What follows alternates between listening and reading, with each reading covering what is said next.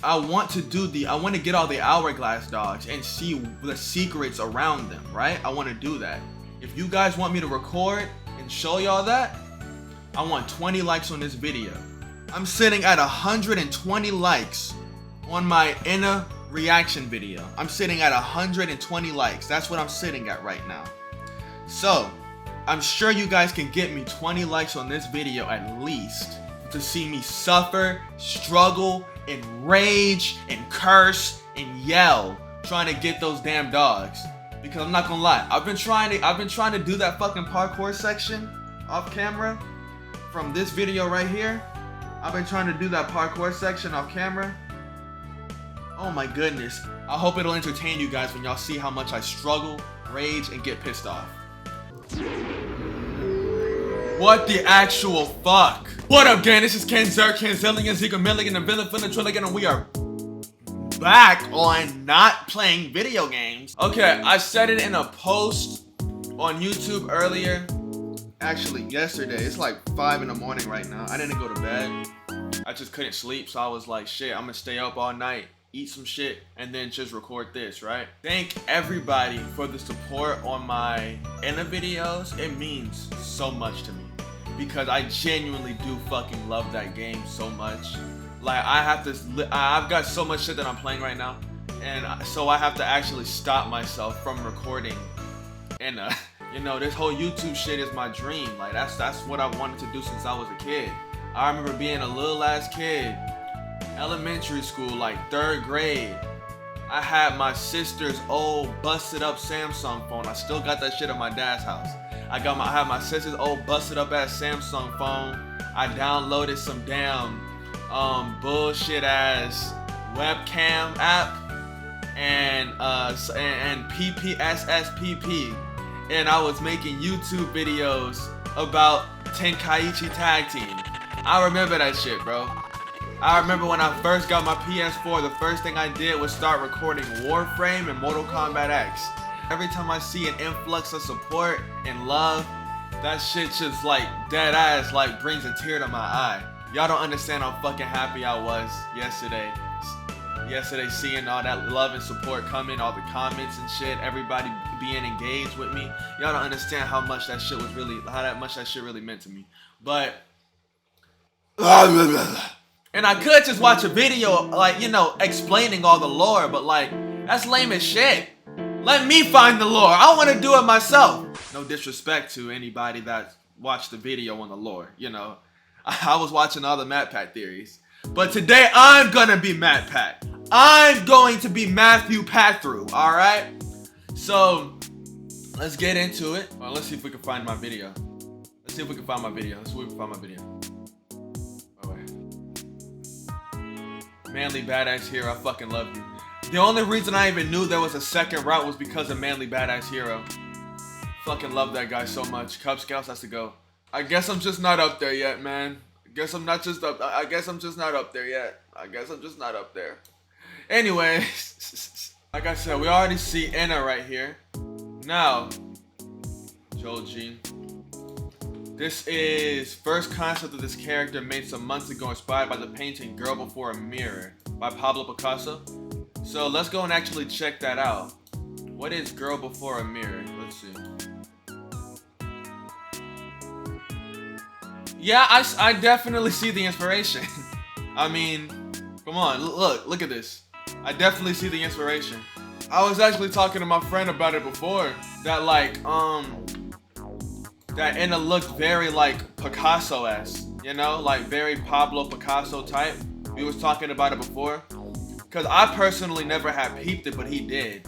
Like, cause I don't give a fuck about Pablo Picasso. No disrespect, but I don't be thinking about that motherfucker. So I see this, I'm not gonna think, that's Pablo Picasso. I don't be thinking about that nigga. He don't be in my mind. I don't be thinking about him. But okay, so let's get into auction day.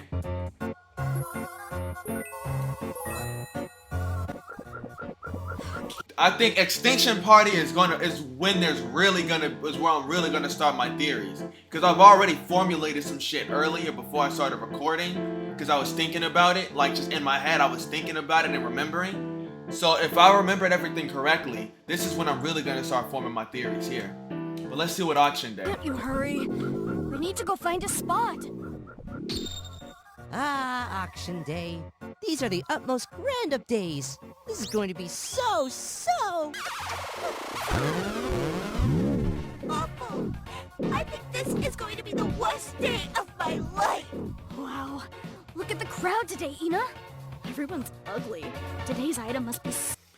Okay, so I don't want to be like those. I don't want to be I'm Dante, you know, and pause every few seconds, but we're being MatPat today. I gotta take everything and theorize everything.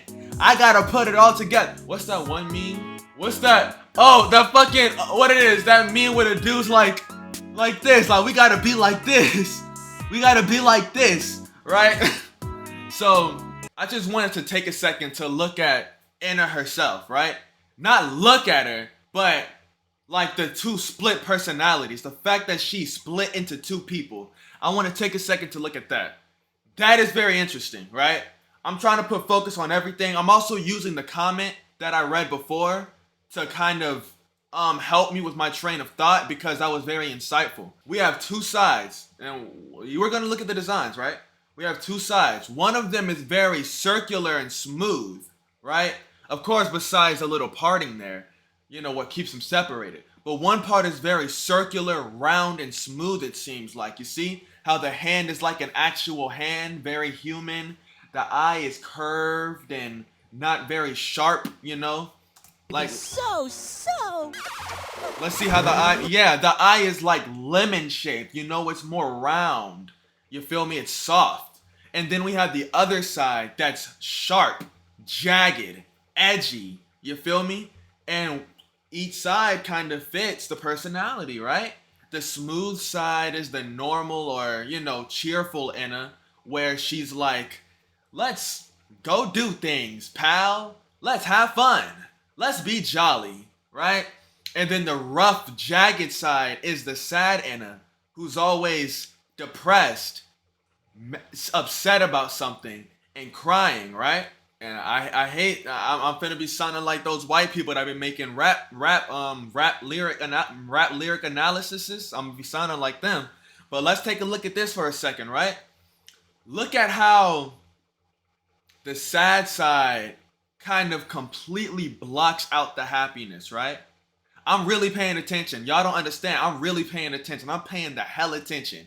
As soon as someone brought to my attention that there was something to pay attention to, I'm paying attention now. Look at how the sad side, as soon as it flips over sad, first of all, notice how the sadness, it doesn't even come naturally. It just yanks itself into existence, right? Happiness is being happy, and then sadness says, move, nigga, and then starts being sad. You feel me? Now, once again, notice how it just completely blacks out the happiness. She's so caught up in her own depression and her own issues that all the happiness that she was showing previously is blacked out. It's irrelevant now. She's not thinking about it. She's not paying it no mind. She's not giving it any consideration. She's focusing 100% on her own self-misery. And that is actually some real shit. A lot of people live like that, and it's terrible. It's a terrible thing. There's too many happy things in this world for you to be focusing 100% solely on the depressing shit. You feel me? But just notice how the sad side of Anna does exactly that, right? As soon as it turns to sad side, you can't see the happy side anymore. It's just gone now. It's blacked out as if we're not supposed to, as if they want us to forget that it's there. Because Anna herself is no longer recognizing that there's any happiness in her. Hold on, am I cooking? Awful. I think this is going to be the worst day of my life. Wow. Look at the crowd. And I was also noticing this too. How everybody just disregards Anna. Or maybe specifically Mooney, right?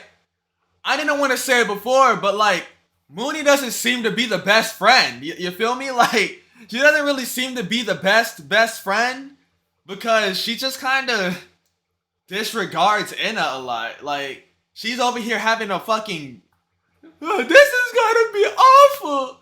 And Mooney's just like, oh yeah, whatever. Whoa, look at that, right? It's kind of fucked up. But then maybe then again, maybe she's just used to it, If you got a friend who crashes out every damn day, you're not gonna be worried about him when he crashes out tomorrow. You're gonna be like, oh, that's just casual Jeffrey fucking crashing out. Crowd today, Ina. Everyone's ugly. Today's item must be. And this is another thing. I'm pausing like hell, but y'all already know. I'm gonna have to put a pause disclaimer at the beginning. Hey, KenZerk, editing Zeke, put this at the beginning. Notice how Mooney constantly says Ina's name wrong. Like, she does it a lot. Everybody else, even the ones that clearly don't fuck with Ina, as we'll see later on, off of memory at least, if I remember correctly, we'll see later on. But everyone else, they say Ina's name properly. They say Ina. But Moon is the only one that I can remember in the show at least that consistently and constantly says Ina's name wrong, as if she's doing it on purpose, or maybe she just doesn't give a fuck enough to say it properly, right? And that kind of gives me the feeling that Mooney really just does not care that much about Ina. She sees her as more of like, all right, you're just following along. You're somebody that I can talk to because I'm bored right now. I don't feel like being by myself, so I'm gonna just drag you along with me, right? Like, she doesn't actually have any respect for Ina for real. I might be digging too deep. I don't know, but that's what we're here to do. We're here to dig deep. I'm not saying nothing definite. I'm just peeping shit and I'm seeing what sticks. All right, just seeing what sticks. Let's go. Super special. What do you think it is? Why would I know? I'm too stupid to even imagine anything. Sincerest apologies. And that's another thing I remember, right? That's another thing I remember. How after every, I might be remembering wrong, but if I remember right, after every instance where sadness takes over, the happy side immediately takes back control, almost as if as fast as they can, and then they immediately apologize and try to move past that as if it didn't happen. You feel me? And that's how a lot of people handle shit as well, and that's not how you should handle shit, That's just not a very healthy way of handling your own inner demons and inner battles, trying to move past it and then treating it as if you're at fault for feeling that way, and then moving past it as if it never happened. That's not a very healthy way of dealing with that. Welcome to the daily auction. Existential troubles will go away soon, okay? Today we have. Alright, so I want to say this, right? Okay. You notice how we said daily auction. You notice how we said daily auction. Didn't Ina call this a once-in-a-lifetime opportunity? Something very special and crazy and just awesome for her to even show up to? And he's saying it's a daily occurrence. It's some daily shit. Now, that could just be Ina, just being extra and talking more than she really needs to talk. But what if, and I mean just what if we're just picking, we're just brain picking, we're going food for thought here, What if it's not that Ina's being extra, but for Ina herself, this is something very special. This is something that she doesn't get to see every day, Because I have heard the theory that Ina is like a race of people that are being what it is, that people don't look too fond on, And when you look at some of the dialogues in the show and the game, it makes a lot of sense. It makes a lot of sense. That theory, it does. So, going off of that theory right there, right? What if, just because people typically don't look upon Ina too fondly, or don't really tend to like her or want her around, something that's considered a daily thing for everyone else is considered something very special and once in a lifetime for her, right? And on top of that, he said this will get rid of all your existential struggles, right? And it's sort of taking inspiration from the comment that inspired this video, about Ina's emotional troubles. What if that is why she's here at auction day? Because she felt as though going here could get rid of her existential troubles, her existential troubles, right? I don't know, I can't fucking talk. But she felt that something here would get rid of those troubles, right? Just like he said it would. And that's why she's here, to get the item that's supposed to get rid of her troubles. Today's offer is a big one. That dog looks like he has something to say. If you get what I'm saying. I don't. Wait. No. That was very weird. What is wrong with you? That's another thing that I noticed, right? Don't get me wrong. Inna is very fucking weird. Inna herself is extremely strange, out there, and just crazy. But in my opinion, at times, Inna seems to be the most normal person there. You feel me? There are a lot of times when everybody else is doing crazy shit and Inna is the only one actually making any sense. And they even seem to be at times as confused as we are. Just like right here in this moment, right? Where she just said that absolute dumb shit and Inna's like, no, that was weird. What the fuck are you talking about? Right? And to go into the game, you know, if you haven't seen the game, I'm not, you know, warning this, I'm about to say something about the game. May or may not be a spoiler. I don't know. Depends on how you define a spoiler. But when Shawty from the the little rude entities like you get punished for the sins of others, right? When Shawty right there, when she does her little crazy demon shit, and then she starts tweaking out and all of that, and being weird, Anna immediately looks like, oh, no, the pizza man's already here. Like, you know, as if she's trying to kind of joke and get, like, just kind of joke and in a way forget the fact that she is fucking terrified, right? Distracted from the fact that she just saw a real life demon just appear out of nowhere and then laugh at her, right? Like, that's kind of the vibe that scene gives me. So I've been feeling for a minute now that, like, everybody else is crazy, and Inna is crazy too, but she's not as crazy as the rest.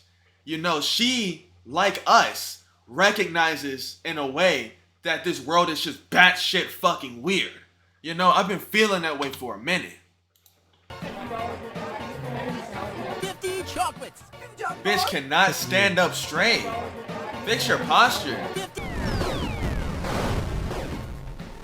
Was that a rain rock I just felt? Oh shoot!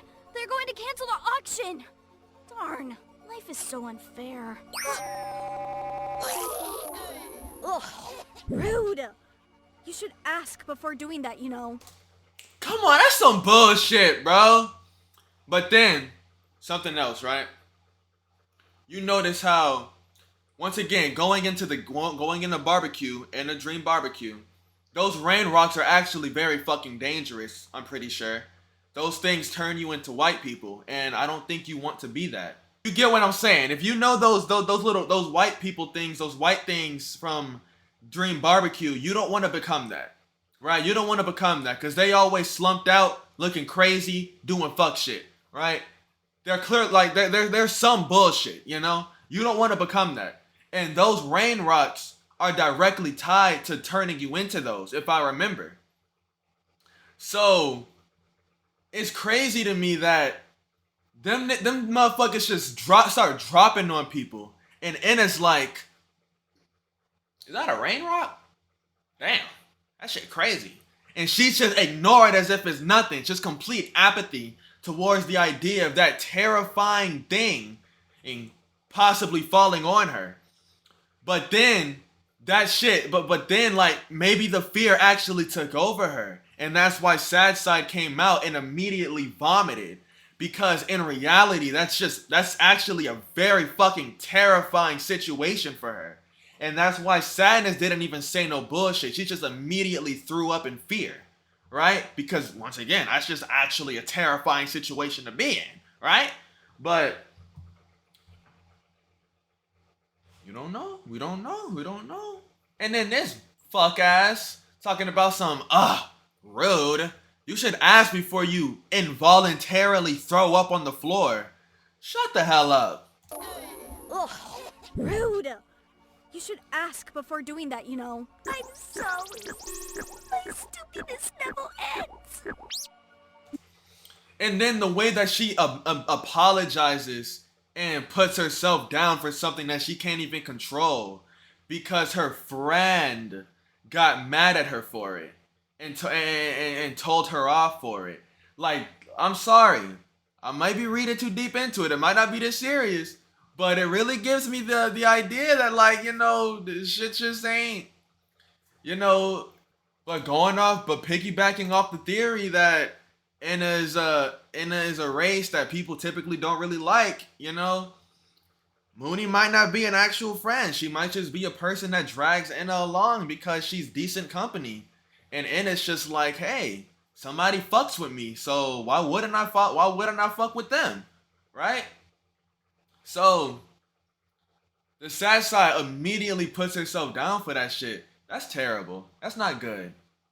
Once again, I'm sorry if I'm reaching like hell. I probably am. You know, I'm probably digging way deeper than there actually is. But I personally believe that if you can dig deep into a shallow pool, that means that there's something in there that you're supposed to grab. You know? That's what I believe. If you can get a message out of something that didn't really even intend that message, then that simply means that that's a message that was supposed to get out regardless. That was a message you were supposed to get regardless, even if it wasn't intended. But I'm doing most of this out of good fun, you know, enjoyment. So, you know, just ride along with me to my crazy ass theories and shit, and, you know, maybe laugh at how dumb some of this shit sounds, you know? That's all it is. Because when I edit this video back, I'm definitely going to be laughing my ass off how stupid I'm probably sounding right now.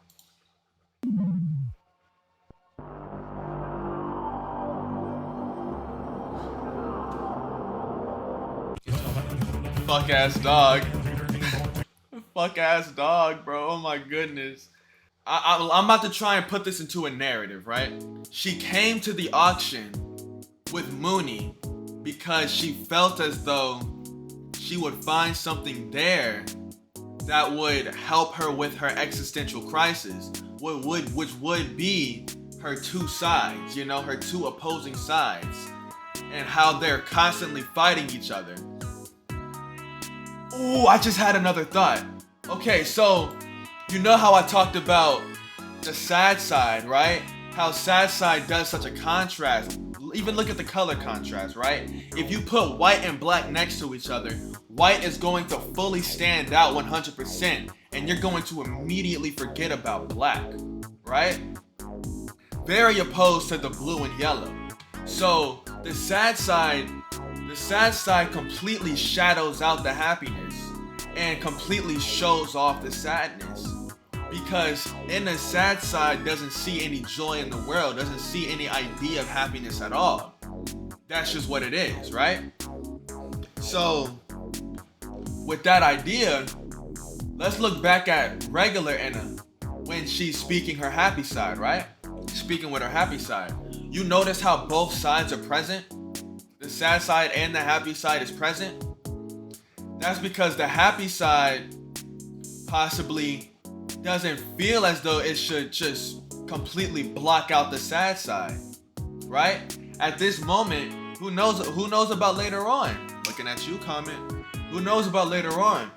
But right now, the happy side doesn't feel the necessity to completely block out the sad side.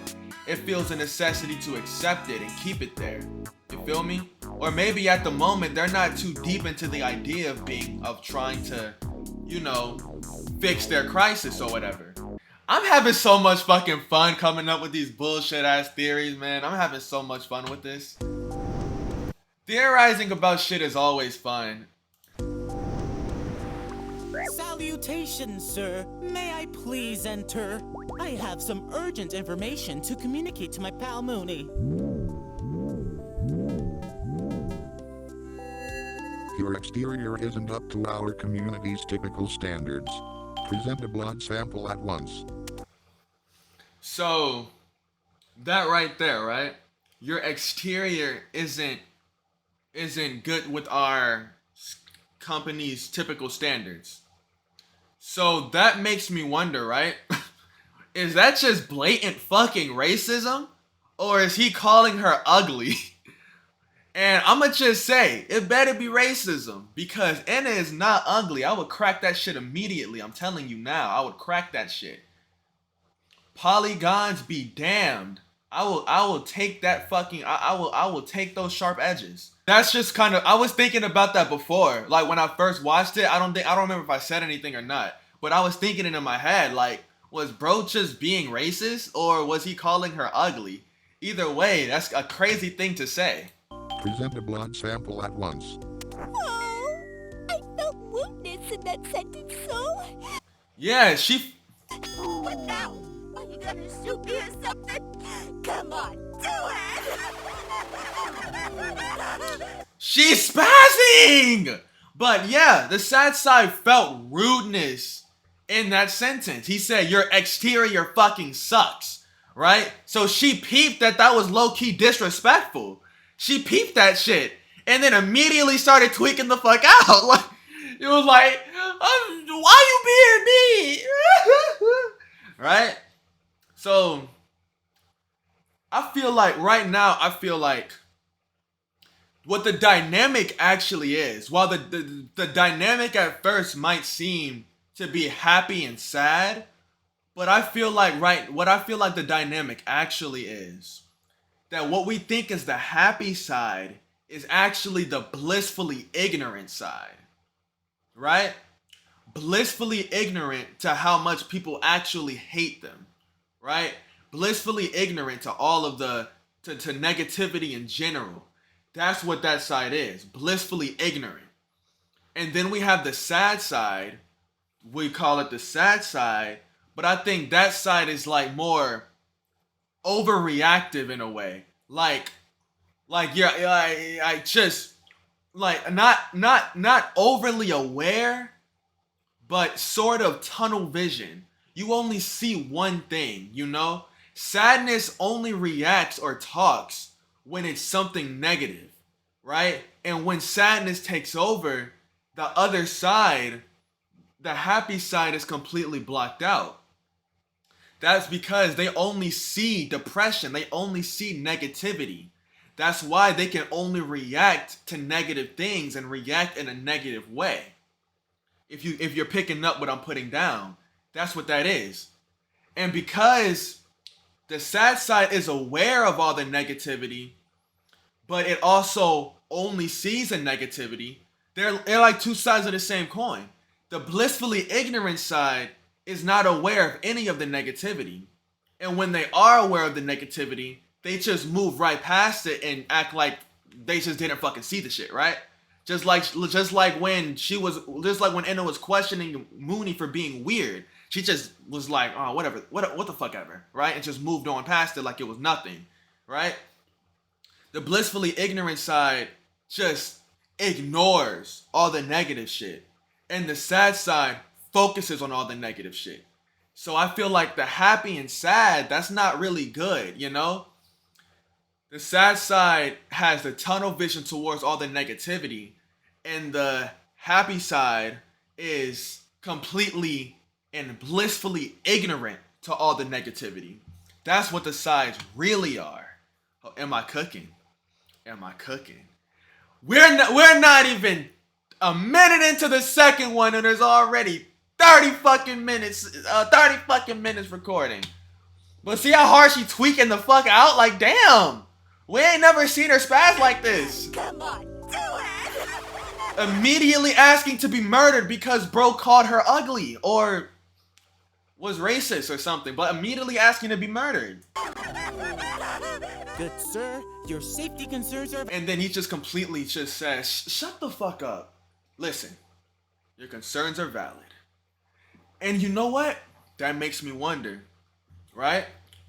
The sad, I'm still gonna call them sad and happy, but the sad side saw that as a disrespectful comment, which it most likely was a disrespectful comment, and the happy side saw that as a safety concern. Now, the next line is going to determine, the next line from that creature is going to determine who was correct here. valid. However, you must be able to see that this is very important. Very, very important. Very much imperch. I love that line. Calculating threat level. Calculation terminated. Shut up and go in peace. You hear that? I knew that was coming. That's why I said what I said, because I was building up to that. But the fact that he tells her to shut the fuck up and go in peace, and that's exactly how he said it. You can rewind the video. He said shut the fuck up and go in peace. And if you don't hear it, you're deaf in the ears. But the fact that he told Anna to shut the fuck up and go in peace, to me, that's just kind of meaning like that wasn't a safety concern. He was just being an asshole. He was being an asshole. And the fact that he let her through after a little bit of begging and all of that just shows that there was no safety concerns. He didn't have to stop her. He did that because he wanted to be an asshole.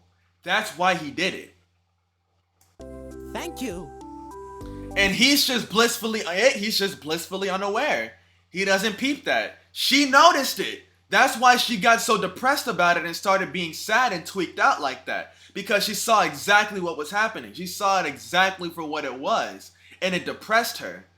But he doesn't see it. He doesn't see it at all. And if he does see it, he's just assuming it's something else. And that's why he's being so positive about it. I'm saying he, I meant she. It's because of the male voice. It kind of confuses me. And I was wondering why this was called Extinction Party. Right? I was wondering why this was called Extinction Party. Now I know why. Because if y'all remember, if y'all watch my In a Dream Barbecue episode where I did the Purge event, right? I didn't peep this until I had replayed the game and was looking around for secrets and shit. But that door in the Purge event, where if you run to that open door, it closes really fast. If you look, pay attention, unless I'm remembering incorrectly, inside that door is this exact room right here. This little maze area, that's what was inside of that door that closes when you run through it. So that means that this room right here is connected to the Purge event. So where Anna is, she's quite literally just a door away from getting purged with everybody else on the way to the bathroom. She's a day away from. She's just one door away from that, right? And that's also why the taxi driver, he, if I remember correctly as well, he gets Extinction Party and Purge event. He gets those mixed up. He gets those a bit mixed up because it's in the very same area.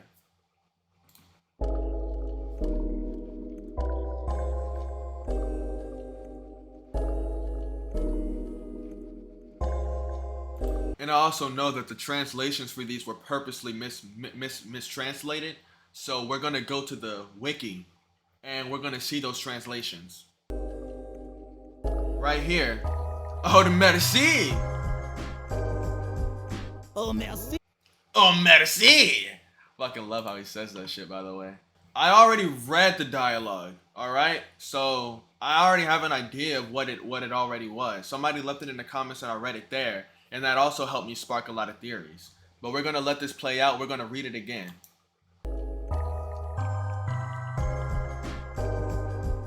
Oh, merci. It is so good to be in your presence again. Please speak to me through the body language of the gods. 잠깐. 됐나? 지금 어디 가는 거야? 오늘 이곳 사람이 아니잖아. Long time no seeing, Miwi. You must be on a real special quest here today. Indeed. Could you direct me to the correct way to reach Mooney? There is something important I want to provide to her. Pay attention to what she's saying. 그냥 도망가. 그리고 여기 And look at what she's doing. 아무것도 받지 마. Good. I don't know if I mentioned it before, but I always did think it was weird why she was looking so aggressive and violent while she was having a friendly chat with her friend. Right? That did confuse me before. I just didn't question it though. I was just like, that's just the show being weird. You know, they like to have those movements. But when you go to the wiki and you read what she was actually saying, it makes sense. Wait, Anna, where are you going? You're not supposed to be here. Get out of here before I kick your ass. You stubborn fuck. Just run away and don't accept anything from people around here. Now, while that might sound very cruel and unnecessarily mean, you kind of see it in a new light when you think about where she is. You know? When you think about where exactly they are at the moment, you see it in a new light. Because think about this, right? At this time, you probably didn't know because it was just the Extinction Party. You know, when this first came out, nobody knew about the Purge event because Dream Barbecue hadn't come out yet. Unless, you know, he already had some shit about it before on the Patreon, but I don't see anything about it on YouTube. But now that we have the context of the Purge event, and we've seen the little door open, so we know that the Extinction Party is connected to the Purge event, what if Mercy wasn't being rude? What if Mercy really is a close friend of Enna's? And seeing Enna here, just a door away from the Purge event, where people can literally just die, be purged, and die, terrified her. And she was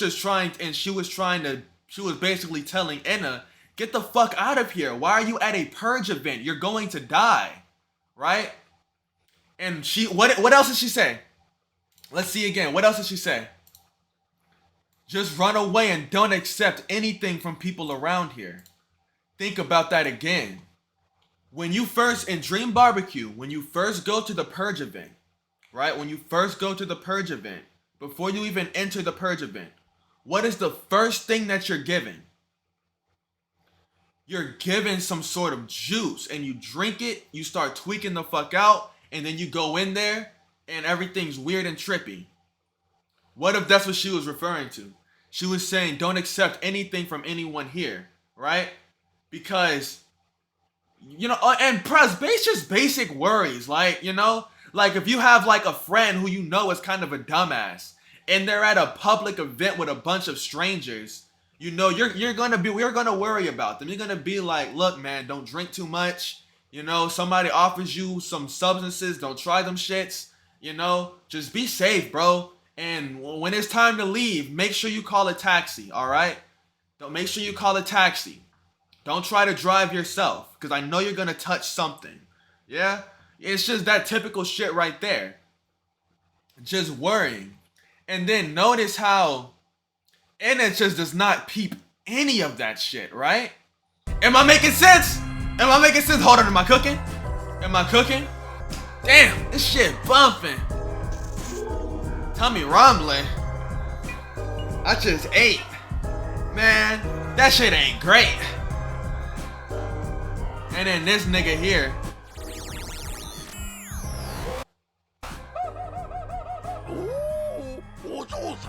Yeah, this guy right. Back the fuck up.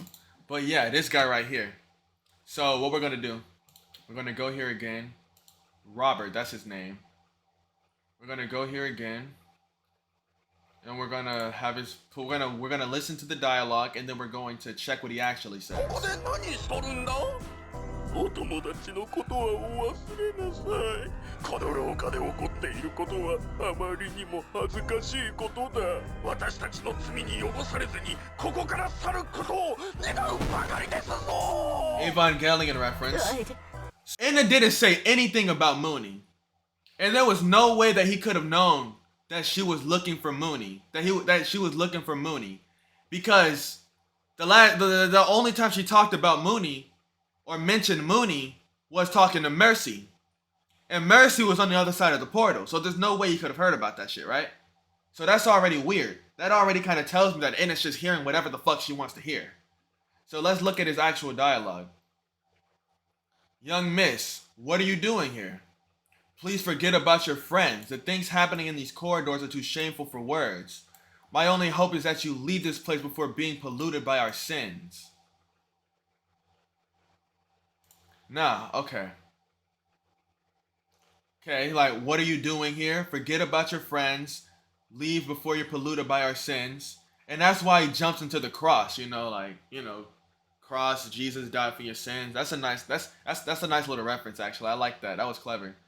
But, okay, so, what are you doing here? This is him asking, what are you doing here?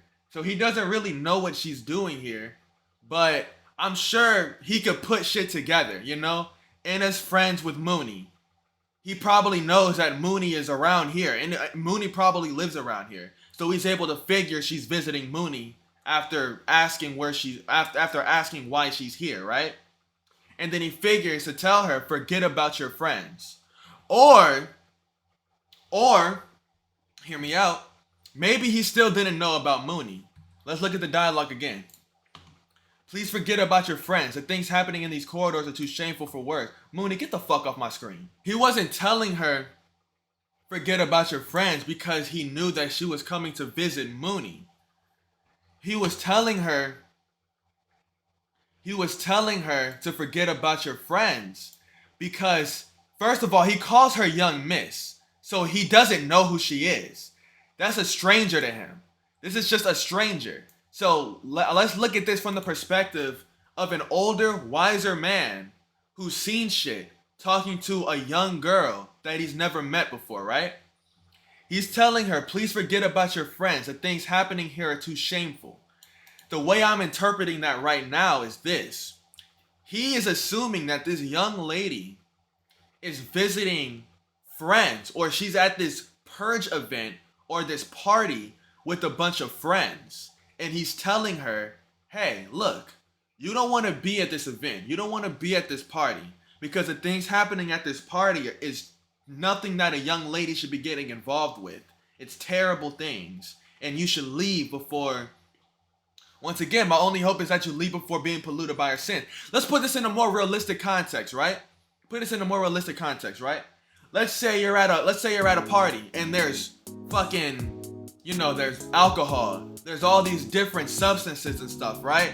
And, you've been there for a while. You know all about this shit. You know how to avoid this shit. You know how to weave through it, stay away from it. You're wise enough, right?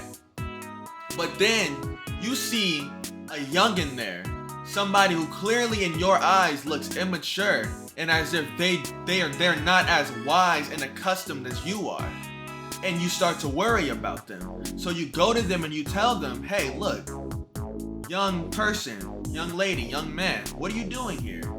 Look, maybe you're here with your friends, I don't know, but what's going on in this party is not for somebody like you. You have a bright future ahead of you.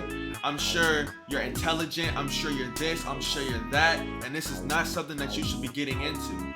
So I highly recommend that you go back home, go play a video game, go watch a movie or something, and if your friends are here, then forget about them. Get out of here and go about your life. Don't get involved with this type of stuff, right? That's how I'm interpreting what Robert here is saying, right? He's not saying, forget about Mooney, go home. He's saying he doesn't know about Mooney. In his eyes, Ina is visiting the purge event with friends. And she's wandered into the extinction party, right? And he's telling her, hey, look, you're a young lady. You don't need to be at a purge event because what happens at purge events is terrible. So I highly recommend that you go home and being polluted by our sins, because the purge event is terrible. Bad shit happens there, right? Basically trying to help her. That's how I'm interpreting that right now.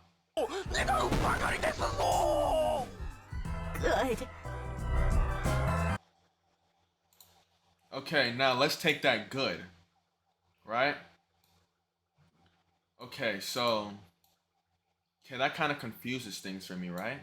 See, I was looking at this under the impression that the cheerful and a happy Anna was blissfully ignorant of everything and was purposely hearing things incorrectly, right?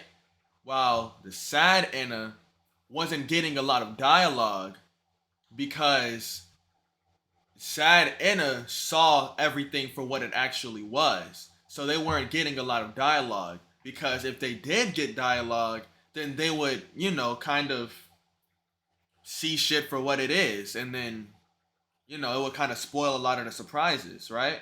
To spoil what's actually happening here, in a way. But I miss the fact that she didn't tweak the fuck out here, and assuming she does see it for what it is, and she heard the actual words. My only hope is that you leave this place before being polluted by our sins. Her reaction being good, in my opinion, that's just kind of weird. I don't really see how that could correlate. So maybe Sad Inna is also kind of hearing things incorrectly. That's possible.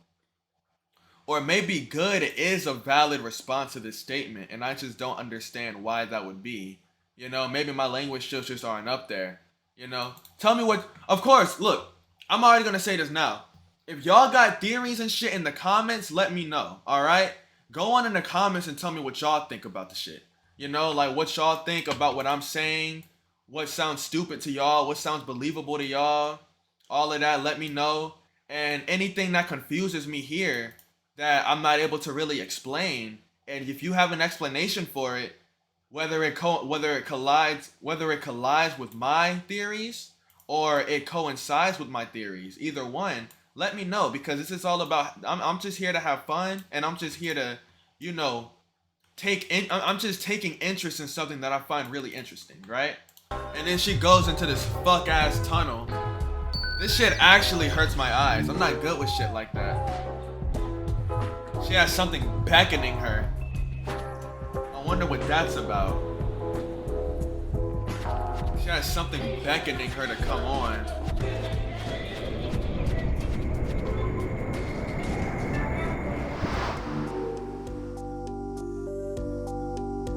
And then now she meets Mooney. Aina? It looks like the fisherman became the fish. Once again, saying her damn name wrong. Aina? It looks like the fisherman became the fish. Am I right? What are you even saying? Okay, so notice how, because we know this is drunk Inna, right? Notice how drunk Inna is, in a way, the reverse of sad Inna, you know? But it takes on the same properties, if that makes sense. If you're getting what I'm saying. Like, remember what I was saying about the first video, right? How sad Inna is, how when sad Inna, every time sad Inna takes over, her side is completely white, while happy Inna's side is completely black, showing that the happiness is being completely blocked out and ignored. It's not there anymore. It's being disregarded. All they can think about is sad shit, right? They're looking completely at the negativity in the world. Now, drunk Inna is the complete reverse of that. The white side is on the happy side, and the sad side is completely blacked out. So that's saying, you know how a lot of people become just overly jolly and completely ignorant of everything when they're happy, right? It could be a same thing as that, right? A complete and direct adverse to what sad Inna is when she takes over. When Inna is drunk, she's just completely happy, not blissfully ignorant, but not only does she see things for what it is, the way that, you know, when I press play again, you're gonna see how she's calling everything out for being weird. She sees everything for what it is, weird and confusing and nonsensical. But just like happy Inna, she can't really bring herself to care enough about it, you know?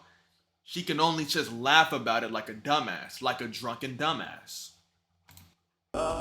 Can't you say anything that makes sense? You see? Like, please believe. Everything here is so weird. Just like she's just taking the piss out of it, right? Are you drunk again? Oh, no. I just came here to bring you a gift. I don't see anything here. You are making a fool out of me. Oh, no way. Whoa! Dude! I'm the gift.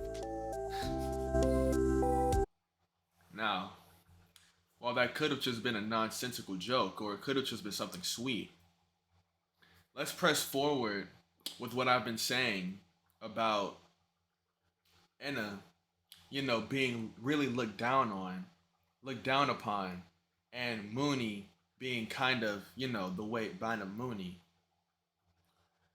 What if, like, the whole I'm the gift shit was just Mooney being self-centered, She didn't see anything there, so she immediately just assumed that Enna was sucking up to her. Not sucking up to her, but was basically just glazing her, right? And saying that you're a gift, right? She just assumed that because Enna didn't say that shit herself. She just went with it, She just went with it. How do we know Enna didn't drop the fucking present on the dizzy path?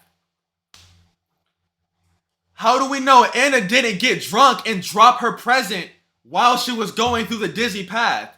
And when she got there, she showed her the present that wasn't there. And then Mooney was like, what the fuck? Ain't nothing in there. And then Enna was like, fuck, I dropped the present. And then Mooney was like, whoa, I'm the gift. And Enna was like, yeah, that's definitely what this was about. Hell yeah. You're the gift. Like, he just went with that. I don't know.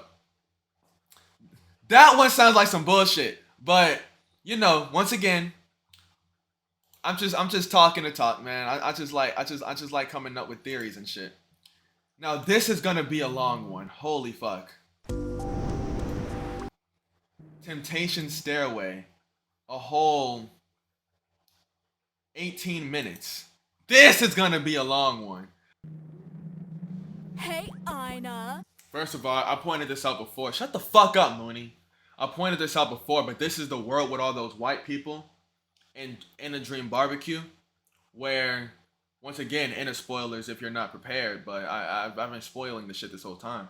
But the part where after you visit the bathroom, or after you either talk to the genie or you finish the purge event, one of the two, you end up in this world and you have to escape. This is that world. This is that world that you have to eventually escape to the lonely door, right? After you finish all your tasks. This is the world you have to escape from.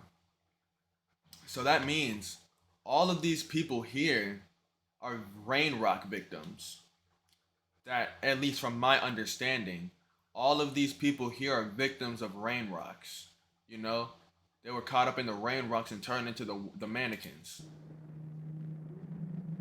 Hey, Ina. And here comes Mooney bitch ass purposely mispronouncing Enna's name. Check out this neat trick. Showing a clear lack of disrespect. There are already some people here. What idiots. Luckily, not many more will be showing up. I want to go home. I don't like this party. I'm allergic to people. We know that this world is what happens. At least in Dream Barbecue, we know that this is the world that you go to immediately after the purge event, right?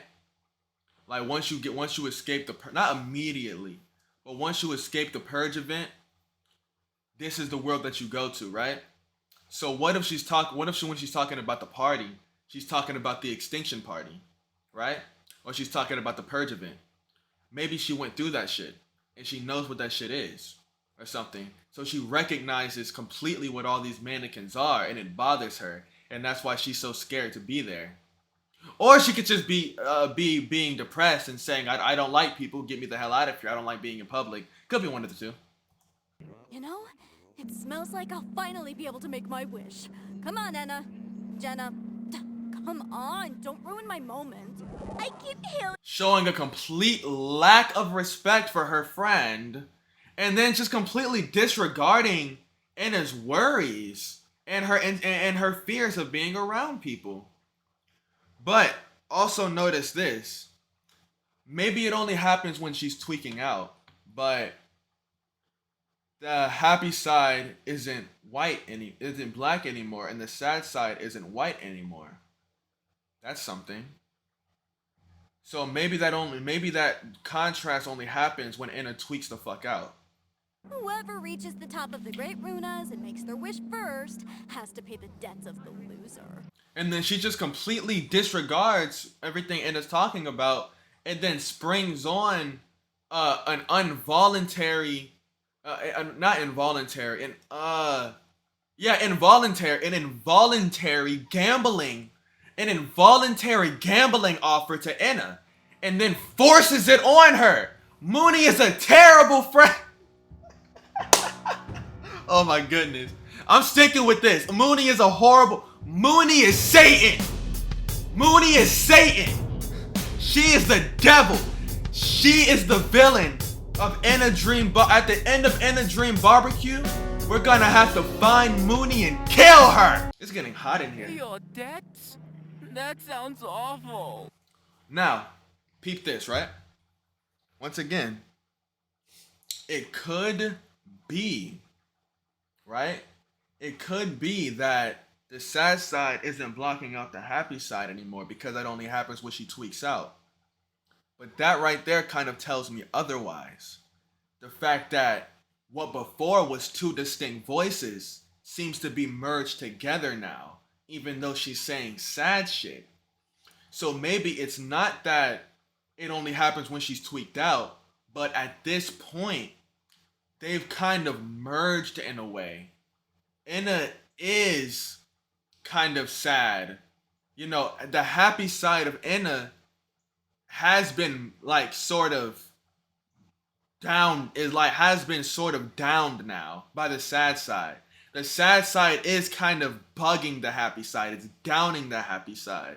And the happy side is sort of mellowing out the sad side, which is why right now, when normally she'd be completely blocking out the happy side and tweaking the fuck out, she's not doing that. She's still sad and tweaking a bit, but she's not spazzing the fuck out like she was before. When somebody possibly called her ugly and she just asked to be shot and killed. You know? It's not that bad. That sounds awful. Yeah, but it's a proper punishment. You hear that?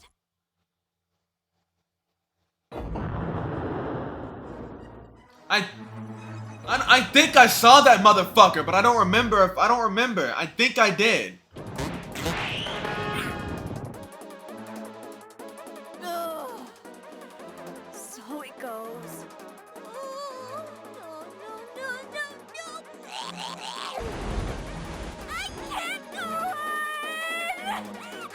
on. Now that I'm seeing this, imagine what if what I said before, right?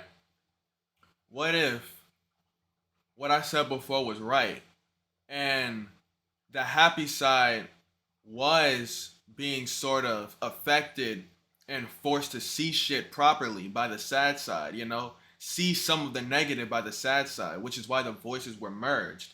And the happy side was being sort of mellowed out by the sad side was being sort of mellowed out by the happy side and not made to be all tweaking out all the time, right?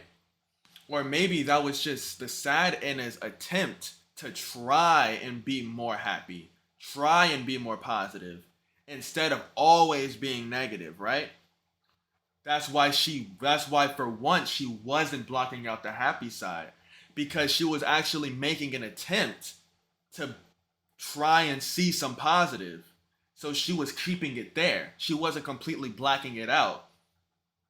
But after having a bet sprung on her without her consent, after having a whole bet sprung on her by her consent, things immediately going left, and then seeing one of her only friends, as far as we know, one of her only friends being crushed by that giant monster, she just completely loses her composure, and she can't see the positive anymore, and she's not able to keep making that effort. She loses she loses that touch, or what is it? She loses her composure and tweaks out again.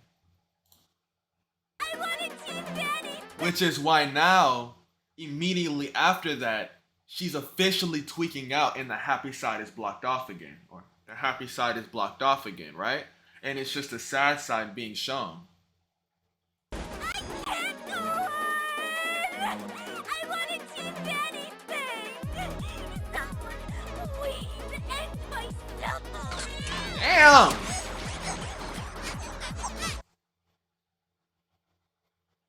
What the f- Oh, I don't remember. I remember that happening, but I don't remember like I don't remember that happening. Like the whole I don't remember that. I just remember her turning into a weird monster thing. So I don't know if I can do it frame by frame, but that is not a good looking face right there. That's an ugly cry. But if you pay attention to the frames, right? Pay close attention to her when this happens, right? I'm gonna show y'all. Pay close attention, cause I think I peeped something.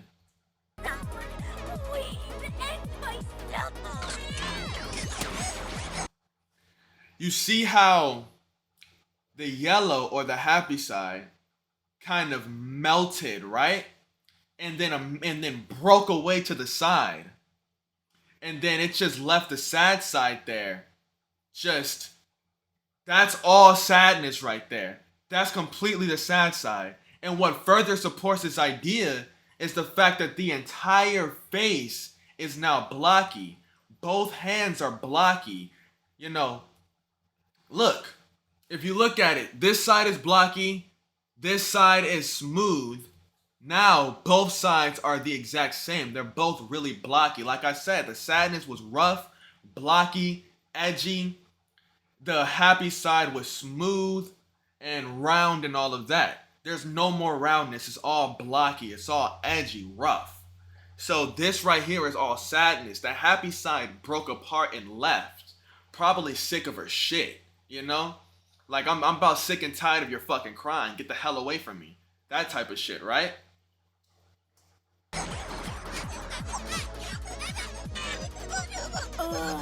I'm giving you an advantage, you know. And she just doesn't fucking care. Fuck Mooney, bro.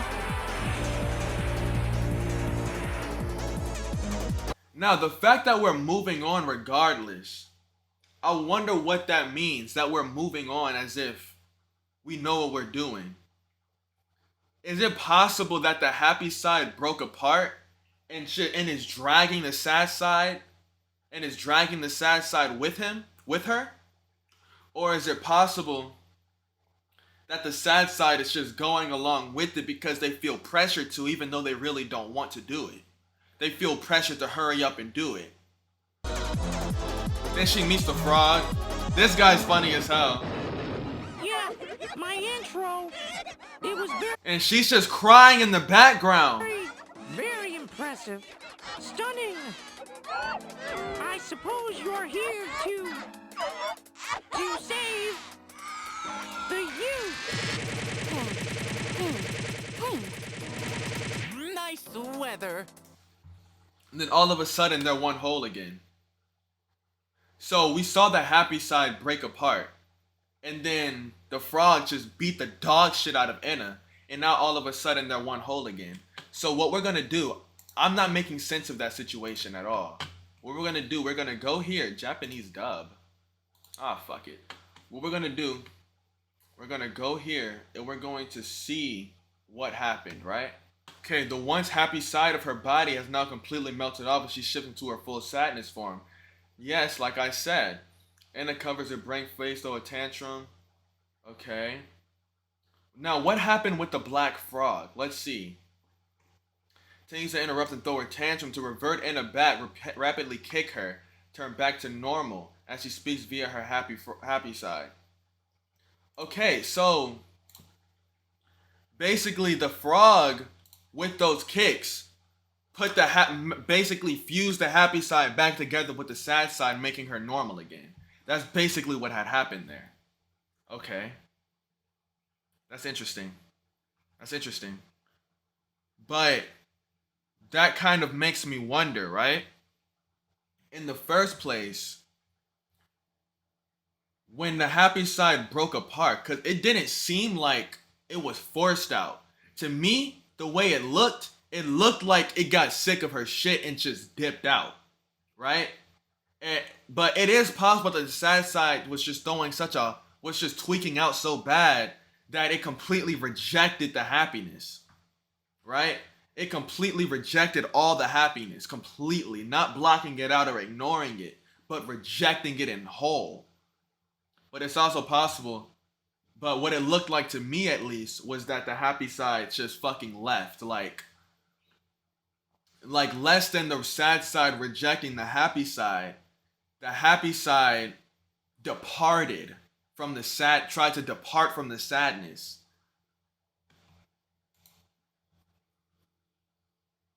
What conspiracies are we cooking on the menu today? Finally, language I can spit at. Anyway, it seems you are trying to climb the Great Runas to get a wish. My only hope is you achieve your righteous mission before this event expires.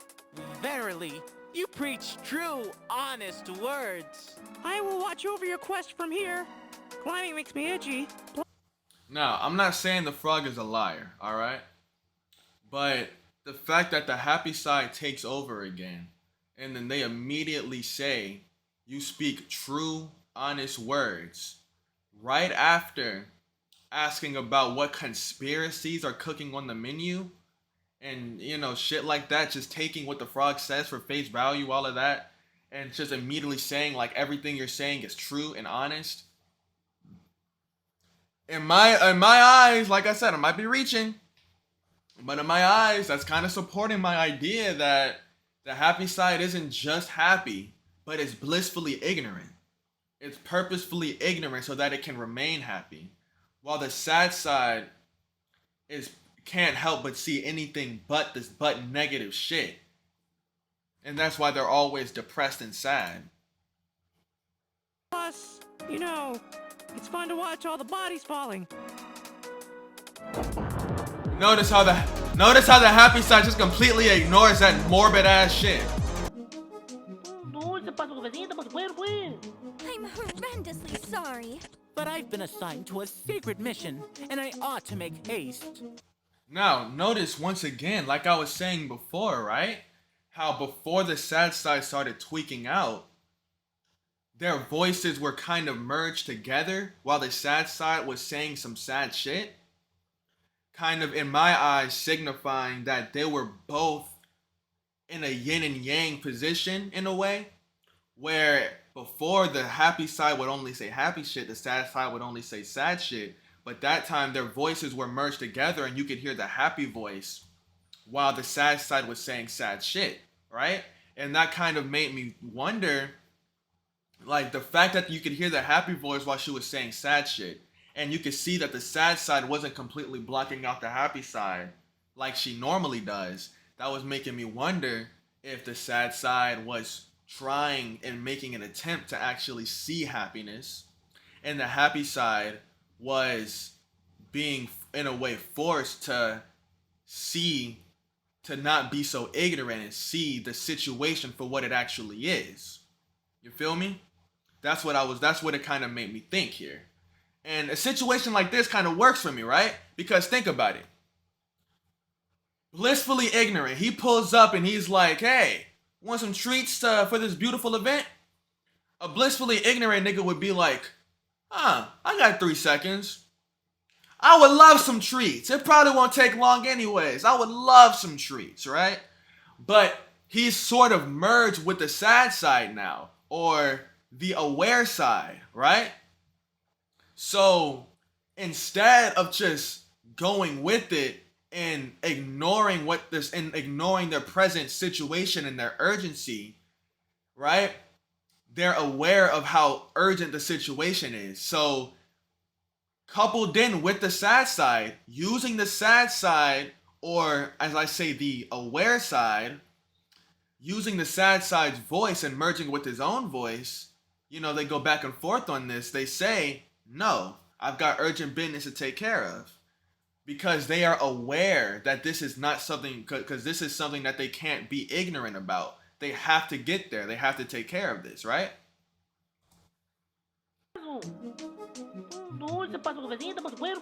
Fuck your dog! Horrendously sorry.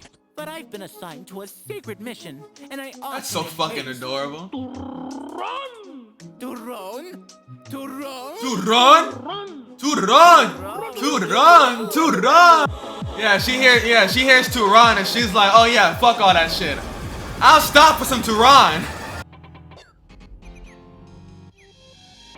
Those are birds. I thought they were testicles at first. Unfortunate for you, the divine door is fully closed now. No!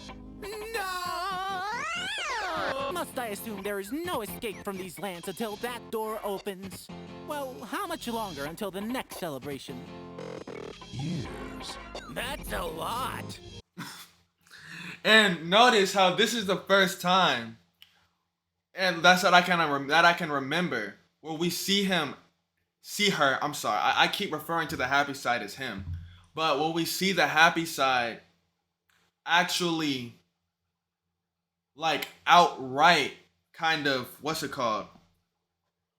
What is it when you, like, refer to something but respond to it? Acknowledge. This is the first time, if I remember correctly, where we see the happy side actually acknowledge, like, such a negative thing, right?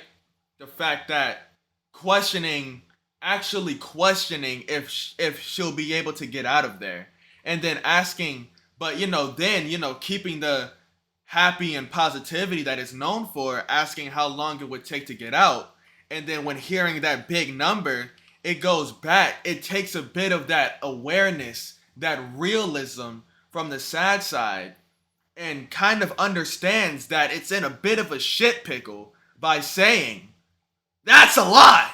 You feel me?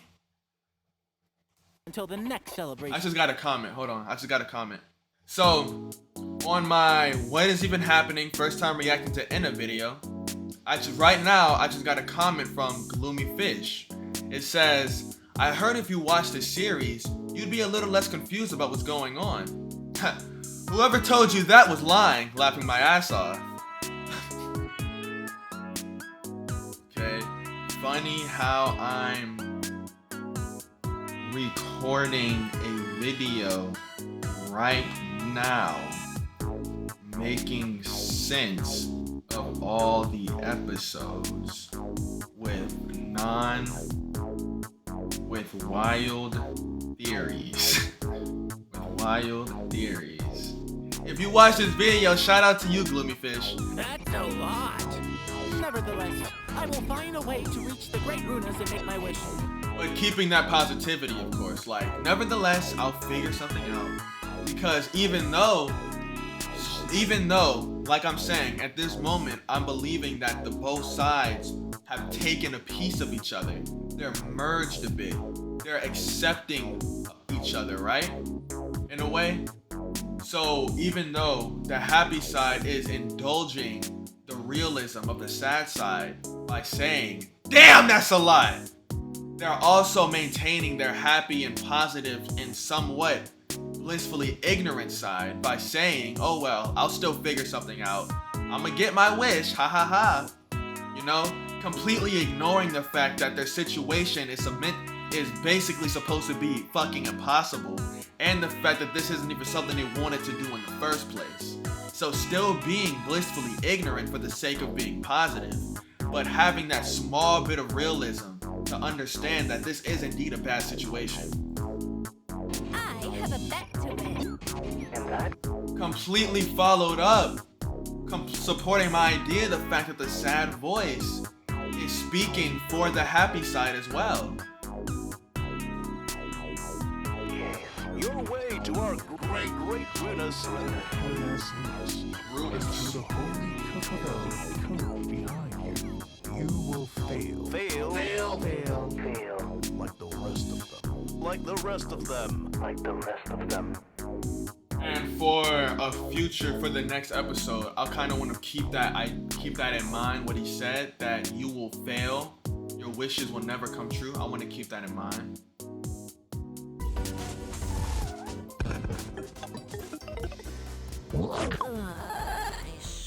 And then this shit right here. Look at the first thing she says when she sees us. Another inner troublemaker. So that supports the theory of there being multiple inners. But I'm pretty sure that's already a well-known theory. I mean, I got that from somewhere else. That's already a well-known theory. And I'm pretty sure it was very insinuated to be canon by the creator, from what I've heard at least. So that's not really much to You know, that's nothing to think too much about.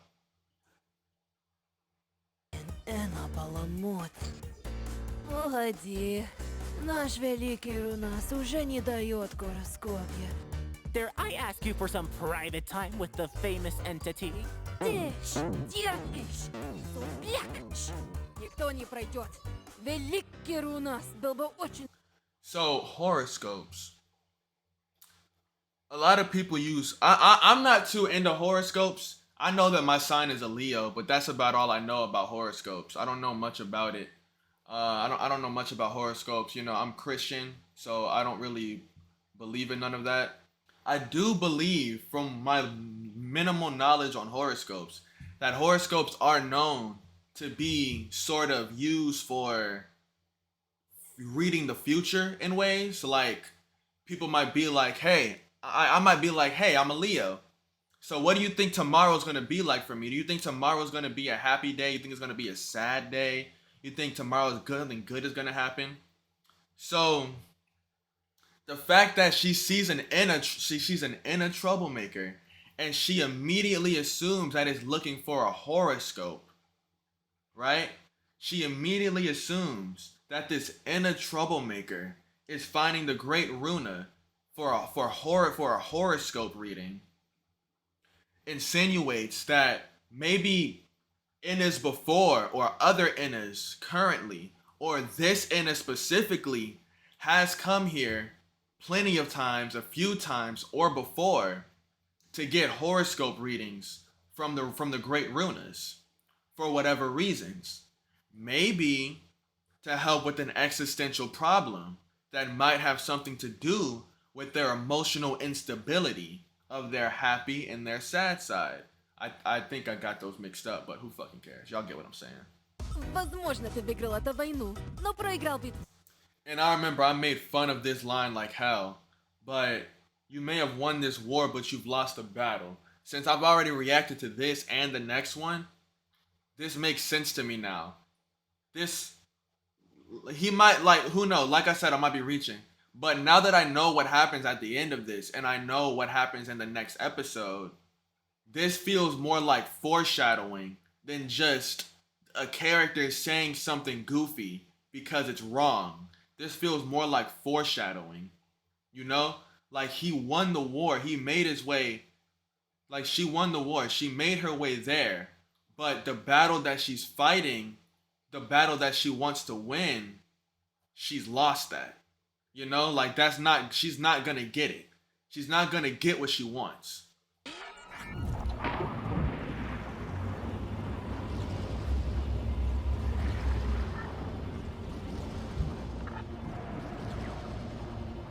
Those are other Innas right there.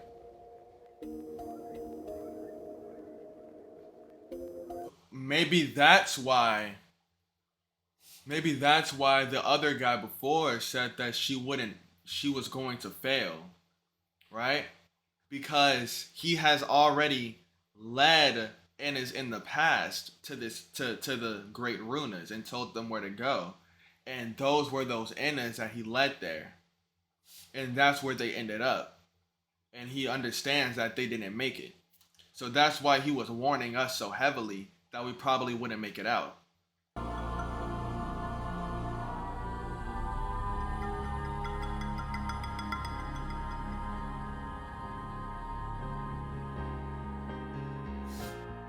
And I like the way Enna looks around a lot. You know?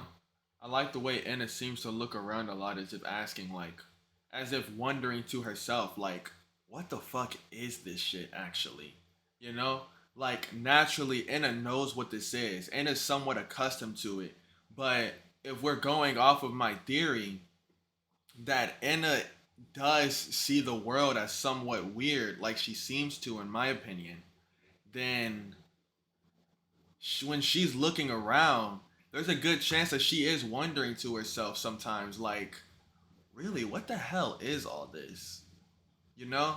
Like, even if you're accustomed to something, that doesn't make it seem any less weird if it's just fucking weird, you know?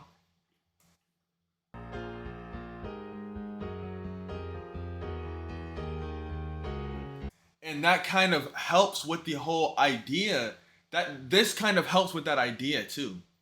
I'm probably reading too deep into it, but that's the whole point of this video. Just reading deep into shit, you know? But this kind of helps with that idea. Now, let's think, right? She's staring at this banana. The same reason why we're staring at this banana. We think this banana is gonna turn around on some fuck shit and it should start talking to us, right? But me and you, we've already seen this. So we know that's not what's gonna happen, right? But why does Anna, who should be accustomed and knowledgeable about this world and its common sense, expect this floating banana to talk to her? She should know that floating bananas don't just talk to people. We don't know that. Because everything in this world is weird to us, so why wouldn't this weird ass shit happen too? But if Anna is truly accustomed and familiar with this world and its weirdness like we assume she is, then she should understand that it's common sense, the same way it is for everybody else, that floating bananas don't talk. Right? So that kind of supports the idea that Anna herself, while she is somewhat accustomed to this world, because she was most likely born into this world, she does kind of see that things in this world are strange and weird, and maybe not as what she would assume things would be. And that's why, unlike, the person who's about to show up and start talking mad shit to us, she kind of expected this banana to turn around and talk. The same way us, the viewer, who thinks everything in this video was weird, the same way we thought this banana was going to talk, because that would be just as weird, that it would fit right in with this world.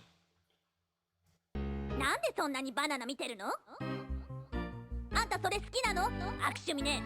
Yes, that's right. Yes. まずあんた誰なの？なんてこと？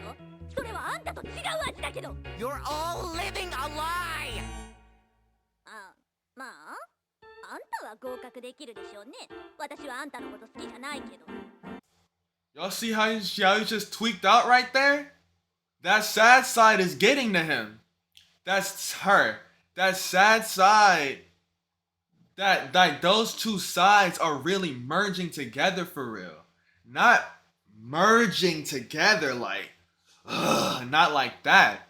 But they're infecting each other. The way that what I assume is the blissfully ignorant, excuse me. What I assume is with the happy side, which I identify as the blissfully ignorant side, as he just ignores all this weird shit and crazy shit and presses forward as if it's nothing, for once actually acknowledges how fucking weird everything is. Like, in an aggressive way. Not just saying, no, that's weird, what are you talking about? And then moving on from it like it's nothing. Not just saying, oh no, this is a bad situation. Not just saying, that's a lot. Not just saying all of that, but actually straight up saying, you're living a lie. Which is basically like saying, all you people here are fucking weird. What the fuck is going on? That's basically what she just said. And then they're just kind of like, we're living a lie? Nah, whatever, I don't like you, but you can pass. So the fact that they just zoomed right past that and paid that no mind makes me wonder, what if everybody else is in the same way blissfully ignorant, but they're not blissfully ignorant the same way as we are? We're blissfully ignorant to the way this world is at times, but they genuinely believe that this world is normal. They genuinely believe that. So what if part of the reason why people don't like Innas are because of the fact that Innas are the only people who actually can kind of see how strange and fucked up the world it actually is. And at times it causes them to act out in very strange and weird ways. And because of that, the monsters at times find them annoying or aggravating or just strange, weird, or just unpleasant to be around, because it's like, what the fuck are you even talking about? You know? Like that. ドリンクザブラッド and smoke the banana. Yes. 何よそれ What did she get mad at him for? Maybe she's about to drink the blood and then smoke the banana. He just exposed that whole shit and she was like, don't tell her what I'm finna do. Don't expose my habits. Yeah, look at her looking around like, what the fuck? She's just looking around like, this is a weird place. And that sort of makes me wonder. This Anna, in my perspective, often looks around in confusion. But Dream Barbecue Anna, she just sort of like takes everything as it is. And I think that's simply because, like, while this Anna has the sad side that I consider to be the aware side that sees everything for what it is and responds to it in a very depressing manner, negative manner. And we have the blissfully ignorant side, which sees everything as what it isn't, sees everything as a positive thing, no matter what, always seeing things positively. Dream Barbecue actually has salesmen, and maybe they do see how weird the world is, but they just don't give a fuck.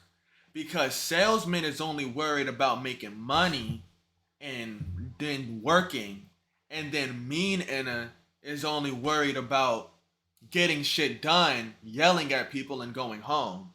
Neither one, they both have a personality that kind of aligns with the idea of like, I don't give a fuck. Salesman just wants to make sales.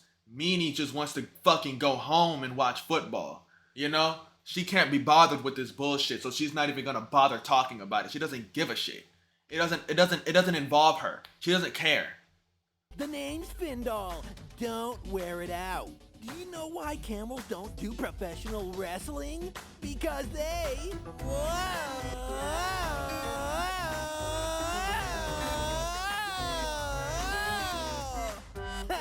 That's dolphin humor for you.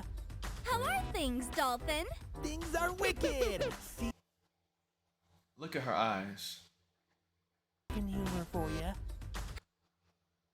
Look at her eyes. She is tweaked the fuck out. She is going crazy. She got those circle spinny eyes that just screams, I am so out of it right now that like, you know? And then that's a sad side talking cheerfully for some reason. If that's weird. The sides are merging. The sides are merging. Once again, this might just be a reach. All of this shit is a fucking reach. But just to reach a little further to the truth, like Persona 4, right? Notice how he introduces himself as Findall, right? And the sad inner voice, you know, speaking, you know, more happily than we would expect. Kind of like how the happy inner voice spoke more realistically than we would expect. You know, she just straight up calls him Dolphin, right? That's kind of keeping that realism, like, you know, understanding like, yes, this nigga is not Findall, this nigga is Dolphin, you know? Keeping that realism, seeing through that bullshit, but at the same time, having a bit of that because she has the tone of the ignorant nigga, she's taking some of the ignorant nigga's traits in this scenario. So while she keeps the awareness of this is not Findall, this is Dolphin, she takes the ignorant trait of ignoring the situation itself and just engaging in joyous conversation. That's dolphin humor for you. How are things, Dolphin? Things are wicked. Seems like you're ready for the initial interview ritual. Well, it's a fist fight, so prepare to scrap. Kerpow! Why is anyone punching me so softly today? Quit the hitting and finish the job! Merging together. Now the happy side is tweaking the fuck out. alongside the sad side. Y'all see how the sad, even though the sad side was blocking out the happy side, their voice still showed through for the sad side's tweak out. So that's how deeply they're merged together, right? That's how deeply they're merged together now. And the sad side kind of tweaked a bit because the dolphin just started beating the shit out of her very unexpectedly, and that made her extremely sad. And even in a situation like that, the blissfully ignorant side of Enna cannot just, now that it's taking some of the traits of the aware side of Enna, right, that sees shit for how it is, it can't just stay ignorant to the fact that a dolphin just said prepare to scrap and then slap the shit out of her. So even then, it doesn't have anything to say. All it can do is agree with sad Enna that this is not a good situation, while sad Enna is tweaking out about wanting to be fucking murdered because somebody just slapped the shit out of her and that made her very sad. Whoa, whoa, whoa, whoa, whoa, whoa, whoa. Take a chill pill. I meant no ill will. And I'm wondering if going into the holy code is meant to somewhat symbolize changing something deep within yourself, right? This whole temptation stairway. Because if you notice from the beginning all the way to the end, Enna is constantly changing in a way. You know, gradually changing and merging closer and closer together, changing within herself. So what if the holy code is meant to represent that? Because, I mean, think about it, right? What the fuck do you do when you're coding? You're changing something within the damn program, right? So Enna jumping through the holy code and adventuring through all of this is changing something inside of her programming as a person. Once again, looking around like, what the hell am I looking at? This shit is weird as hell. Boo, give me your lunch money. It looks like I'm the best and you're the worst. Wonder who got the chest hair. Where are we? Yeah, look at, you know, like I said, they're merged together now because they're actually going back and forth in casual conversation. Anyways. I don't know. Seems like. And this might be extra. This might be nonsense. But also notice how the sad voice of Enna, though it spoke cheerfully, immediately recognized the situation and was aware of what actually happened. Hence the phrase, looks like I'm the best and you're the worst. Wonder who has the chest hair. I watched some reaction videos on it and like literally nobody got that reference, but it's pretty obvious. First is the worst, second is the best, third is the one with the hairy chest. I thought that was obvious. I got that on the first watch. But I watched reaction videos on it and nobody caught that. But it makes sense here now, right? So the sad side of Enna, which I'm going to keep repeating this, I see that as the aware side that sees everything as it is, instantly peeps the situation and recognizes that she lost and that she didn't get what she wanted and that this whole trip was fruitless. But they're merged together. So she still keeps the blissfulness of the happy side and is able to just completely disregard how depressing that situation is and have casual chat with her friend. While the happy side doesn't come in to talk until that whole idea has been thrown to the side with the silly joke about chest hair. That's when the happy side starts talking, because the happy side, blissfully ignorant, it doesn't want to acknowledge the fact that it doesn't want to acknowledge something that's low-key kind of bad, you know? So it doesn't jump in to talk until that, right? But it does retain some of Enna's, what's it called? It does retain some of Enna's realism by asking, where the hell are we anyways? You know? Not just going with the flow, but actually trying to gather information on the situation because, you know, it could be, realistically, it could be bad. Like, this could be like some crazy shit they wound up in.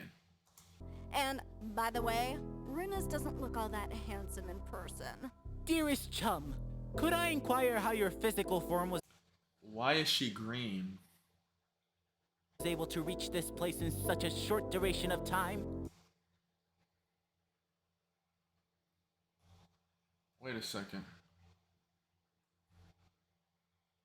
Wonder who got the chest hair. So we're hearing the sad voice talk, but we're watching the happy side talk. That really shows that they've merged to me. Right? But now we go back. And we're back 100% with the... I'm gonna let it play. And we're gonna see if the happy side, if the sad voice talks at all. But right now, I'm wondering if we're only going to hear the happy side from now on. Because the sad side seems to be gone for some reason. It's not there anymore. It's there, but it looks weird. Almost as if it's rotting away. Right?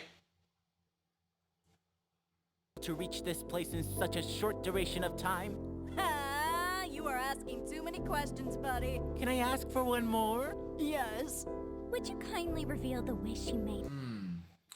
The sad voice is back, but now the sad side is yellow. It's still rough, but it's yellow.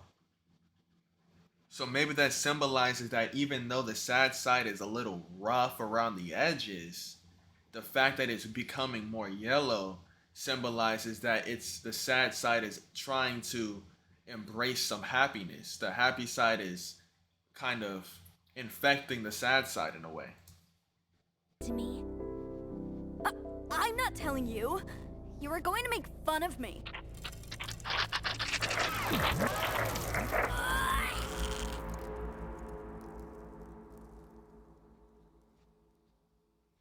Cheese and rice, Mooney! All right. I wish to be thinner. So what? Ooh. Rice, Mooney!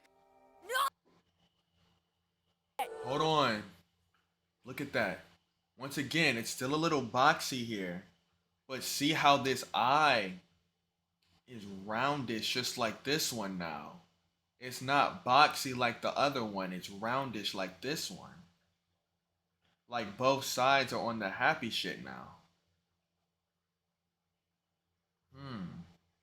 That's interesting. No clue what that could mean. But it's no clue what that could possibly mean besides what I've already said before, but that's interesting. And the fact, once again, the way that he was like, cheese and rice, Mooney, and then he's reacting to it in such a like a way that has emotion, that where he's actually like kind of judging, like, you know, I feel like before, you know, the happy side Anna from like the first 2 episodes would have just been like, wow, you certainly do look thinner.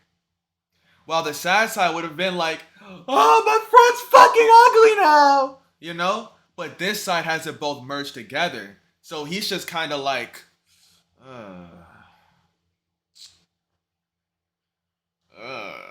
don't know. She's just kind of like, I don't know.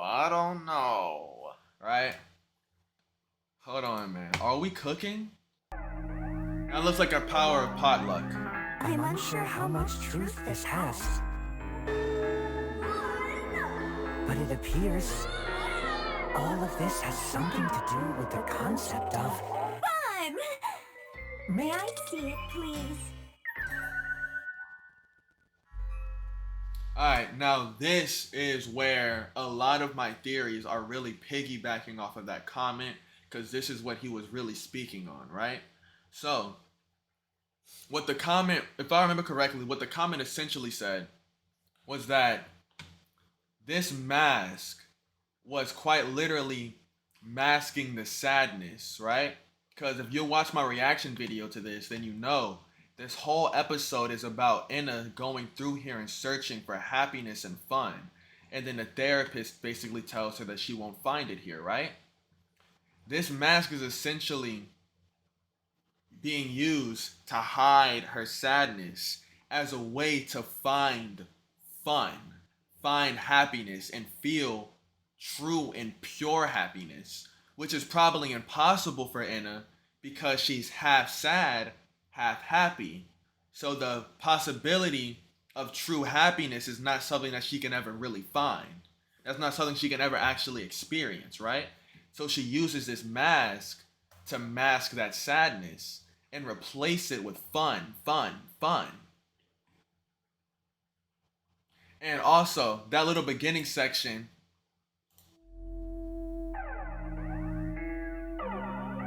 this is her I'm not sure how much truth this has. That was both of the happy voices speaking. Now, if we go with my theory that both of the sides were somewhat merged together by the end of the last episode, then this can mean that they've both come to the conclusion that they both want happiness. So they're both making the conscious decision to go here, and that's why they're speaking together. And you hear them in the background. It sounds like fun, but she's actually saying run. That's mooning in the background. This is when they first ring the doorbell when they're doing the ding dong dash, or whatever the fuck they called it. Ding dong run, or whatever the hell. That's mooning in the background telling her to run since she's rung the doorbell. I'm unsure how much truth this has. But it appears all of this has something to do with the... That's Mooney yelling run in the background, and then it's going to transition into fun. Nigga, that shit is hard! That shit is hard! Oh shit! That's fucking hard! Something to do with the concept of... Fun! May I see it, please? And remember how when I first watched it, I likened that thing to a parasite. Right? I likened it to a parasite. And that's kind of what it is, in a way. You know? It's not really a parasite, but it's just as dangerous as one. You know? A mask. I don't think I can find the right words for it, but the fact that it's connected to her like that, and it's hiding a whole side of who she truly is to give her a momentary idea of what she thinks happiness could feel like, is just very harmful to Enna herself, right? And of course, that's most likely symbolic for a way that real people manage their emotions in very harmful ways, which I've said it a few times already. Hiding how you feel is probably one of the worst ways you can possibly manage your emotion. And this is coming from somebody who very oftentimes has to hide how they feel about shit. That is probably the worst shit you can do, right? That's probably the worst shit you can do. It's hard not to do it when you deal with people who just refuse to understand, listen, or just comprehend what you're saying, or they're just so convinced that like what you're saying holds no weight, or at times even try to guilt trip you into believing that you're wrong for the way that you feel. If you look at what happens with Enna, every single time the sad side comes out, it either gets ignored or it annoys somebody. That's why happy Enna always typically follows it up with an apology and tries to move on. Happy Enna is typically embarrassed by her sad side because maybe people oftentimes makes her feel as though she's wrong, or that she's bad or selfish for having that sad side in the first place and being unable to control it. Excuse my noise. Could you be so generous as to sing me towards the fun?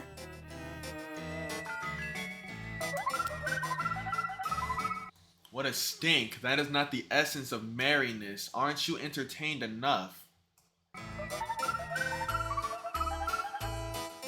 Oh, no. I absolutely am. I don't know about you, but I sure can smell it. You sound starved of fun.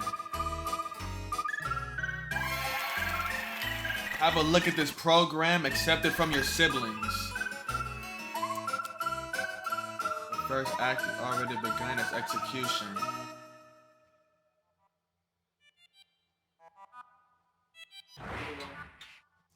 Yeah, okay, so look at that, right? She meets this person and asks where the fun is, and then they're immediately like, hold on. You're at this place right here that's full of fun and happiness, and you're asking for more? That's kind of greedy, no? But as soon as they see their response, they're immediately able to realize that Enna isn't happy. I've been referring to it as happy Enna, but I'm gonna say it again. That isn't happy Enna. That's blissfully ignorant Enna. Right? So Enna, it instantly realizes that Enna is being blissfully ignorant of its own happiness. Right? In search of happiness. It's being blissfully ignorant of the fact that it is really that unhappy and that it really is that starved of fun. Enna has convinced herself that she's here for curiosity, when really she's searching for fun. She's starved for fun and happiness, and that's what she's looking for. But she's convinced herself that she's just curious, which is a real thing that people do. People oftentimes search for things that they truly need to feel good, but they don't want to admit it to themselves. They search for it under a less compromising guise, you know? Like let's just take a less serious example, right? Like I might be hungry as shit right now, which I am actually. It's annoying because I actually ate earlier. So I don't know why I'm so hungry right now. But I'm hungry as shit right now, right? But I feel a little ashamed or embarrassed deep in my heart. I might not even realize it myself, but I feel a tiny bit of shame at the fact that I'm hungry. So what I'm going to do, I'm going to convince myself that I'm not hungry, but I actually just have a nice little taste for a bag of chips. So I'm going to say, I have a taste for some chips. So might you please direct me to where the chips are? And then I'm going to go eat the chips. But really, I don't just have a taste for chips. I'm dying of fucking hunger. I'm starving. My stomach is empty. But because deep in my heart I feel shame towards that, I have to convince myself otherwise so that I can be happy about that situation. Sorry if that was a terrible example, but that's just kind of how it makes sense in my head. It makes sense in my head. Enna doesn't realize that she's starved of happiness. And that's because happy Enna is being blissfully ignorant. Happy Enna believes, deep in happy Enna's heart, she thinks that ignoring the fact that she isn't happy is going to be what makes her happy. So even though she's unconsciously searching for happiness, she's disguising it with the excuse of being curious and wanting to explore. Terrific! I perceive illusion within delusions. A world of endless connections. Connections and bonds that are meant to transmit cheerfulness. And even so, I don't recognize this strain of joy. Okay. So maybe it's not that. Okay, so going back to the beginning, right? They're merged together. So Enna is no longer blissfully ignorant. Enna now has the sadness in her. Enna now has a sadness in her to the point where Enna's no longer just blissfully ignorant. Enna is regular. Enna is a regular person now, actually. That's all it is. Enna is a regular person now. She sees things the way a regular person would. But, in her distorted way.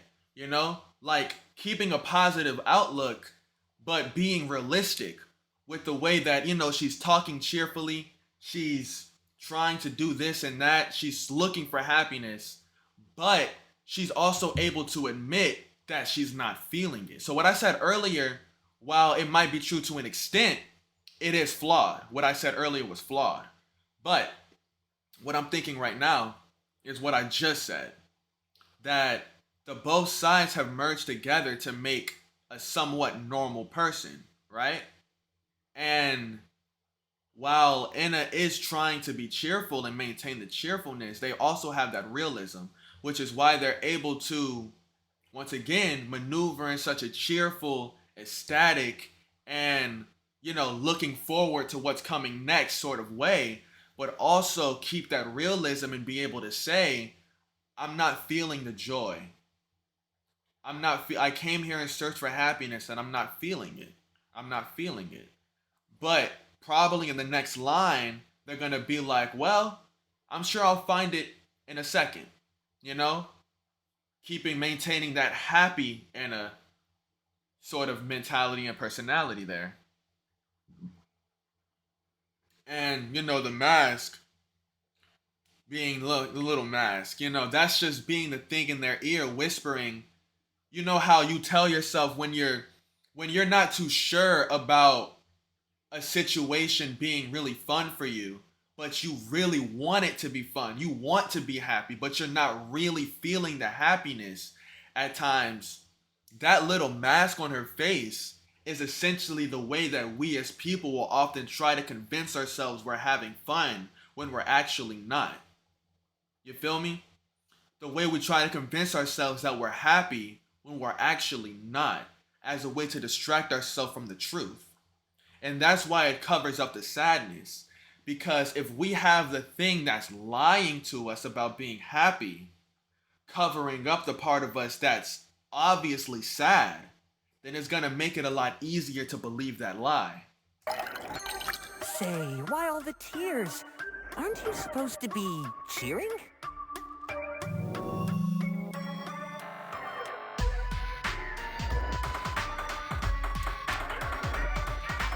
Sometimes the most astonishing experiences are the ones we never expect. These tears are from joy. Wowee! I'd like to buy some of those.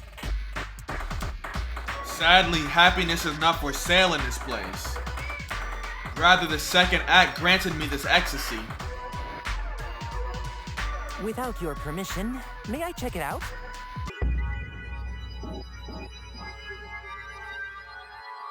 What an amazing exploration into the unknown!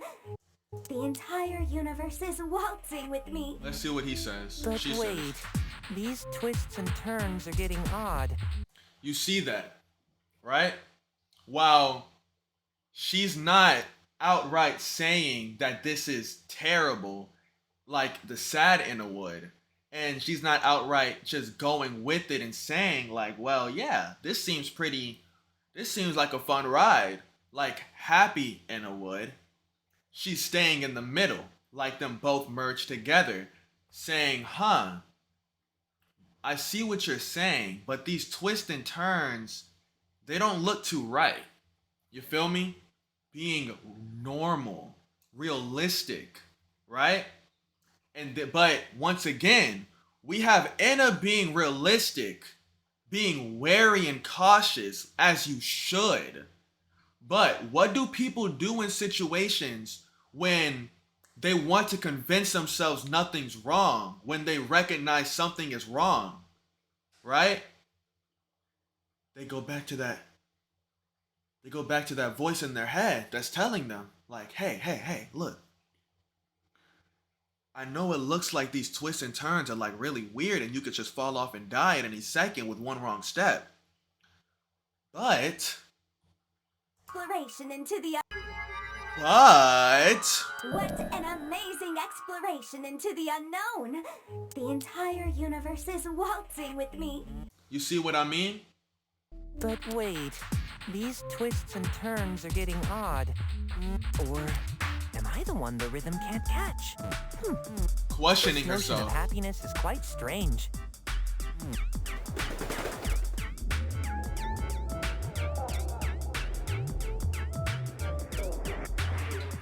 And look at how she's standing. I peeped this earlier, but she's standing sort of impatient, in my opinion. The way she's sitting there, like, you know? Normally, Anna would be fucking dancing or some shit, like, ooh, like doing some funky ass dance move, right? But she's just sitting there as if she's in contemplation, like she's in deep thought, or like she's somewhat impatient or irritated, annoyed at the fact that she's not getting what she wants. But she's keeping that mask, that liar is what I'm gonna start calling it. She's keeping that liar close by and connected to her, so that when something does come out of her mouth and she says something that seems unsure of her own happiness, the mask immediately lies and reassures her of her happiness. Evening. It seems I've lost my way to the next act, and I'd rather not miss it. You're up on stage, lady. This is it. You're part of the third and fourth act.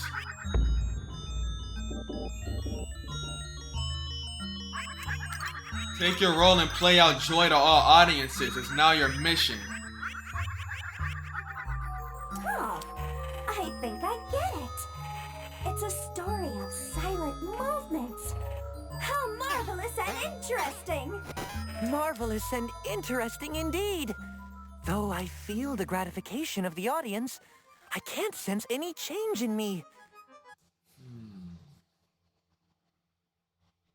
What if that's like a way of saying that even though people might try to relate to you, or maybe not even relate to you, but people might cheer for you, see you, recognize you, relate to you, or try to support you, but that won't guarantee anything. That won't guarantee any change in you. Nothing, other people can't change you.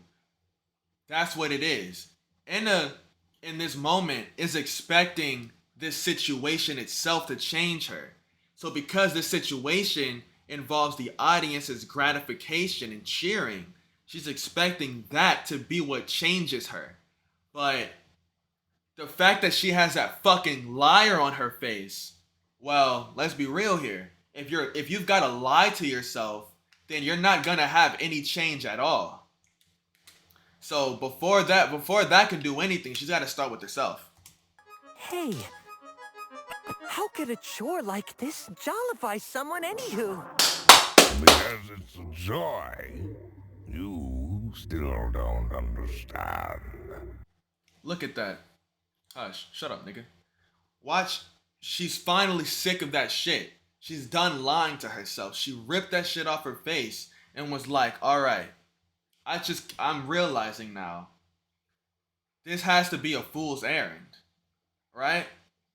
Because she's had this little liar in her face telling her, like, hey, just go here, you'll be happy. Go there, you'll be happy. Go there, you'll be happy. The same way when we don't want to face our own unhappiness, when we don't want to face the true reason of our unhappiness or accept our feelings, we convince ourselves that doing this, that, and the third is what's going to make us happy or make us have fun or make us feel better because we don't want to face it ourselves or we don't want to face the actual reasoning behind it.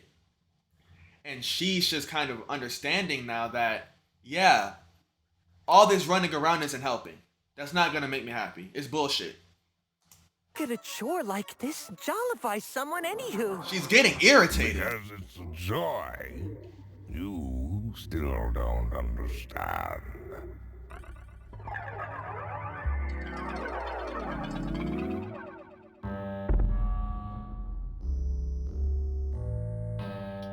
So, tell me, what's the flavor of today's voyage? Abysmal! Tastes like I'm in a real cosmic stew! I sense that there might be a touch of exaggeration in your joy. He just said exactly what I was saying. Even, now obviously a therapist is gonna be more polite with the way that they say shit. At least, I've never been to therapy, so I don't know. But I assume that they would be a little less blunt, more polite and soft with their cross-examination of, your emotions. So while he says I sense a touch of exaggeration, he's actually saying that your joy is a fucking lie. All of that shit is false, exaggerated, and incorrect. Basically saying, what did Tyler the Creator say? Take that mask off and tell him the truth, nigga. Some shit. Basically that.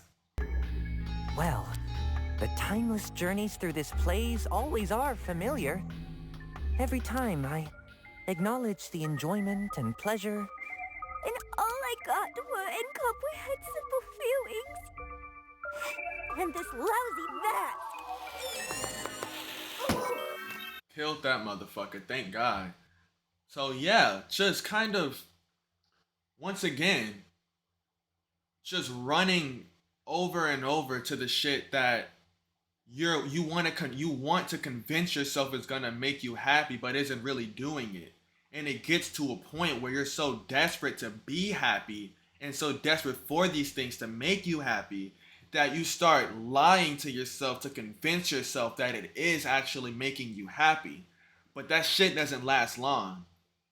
And that's exactly why the mask just dies and then sadness comes back. You have been coming here persistently, over and over. And the truth is, though, you will never find fun in this place. perhaps you have other suggestions? Yeah, yes. Fun is quite the elusive varmint, isn't it? But remember, it is never lost forever. Often, the greatest fun can be found in the little moments. That's true. Like, I remember when I reacted to this before, I just said he was spouting bullshit. I don't remember what it was, elaborated on what I meant by that. But basically, when I said he was spouting bullshit, I wasn't saying he was lying or that what he was saying was nonsense. I was saying that he was explaining something to her that was very obvious and that more or less everybody knows, whether they acknowledge it or not, they know that. You feel me? Or at least what I believe that everybody what I believe would be common sense. He was saying something that I believe to be common sense. That's why I said it was spouting bullshit, Like if somebody came up to me and was like all philosophically saying the sky is blue, I'd be like, nigga, you chatting bullshit. Who the fuck doesn't know the sky is blue? Duh. Don't come up to me speaking philosophically about some dumb shit like that. That's why I said he was spouting bullshit. That's why. Not because he was wrong, but because in my eyes at that time, it was some basic shit. But what I wasn't thinking deep about it at the time. But now that I'm thinking deep about it, I am kind of like remembering and thinking about the fact that while it is basic shit, when you're going through shit like what I think Inna is going through, basic shit like that gets lost on you and you forget it so easily. You forget it. Can be found in the little moments. like, how little they are. You need not return here anymore. This is your resolution. Your resolution.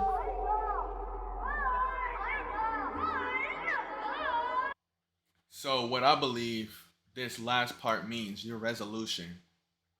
I believe that means that Inna can only actually feel happiness in those little moments. Those little moments being when the blissfully ignorant Inna has taken over. Right?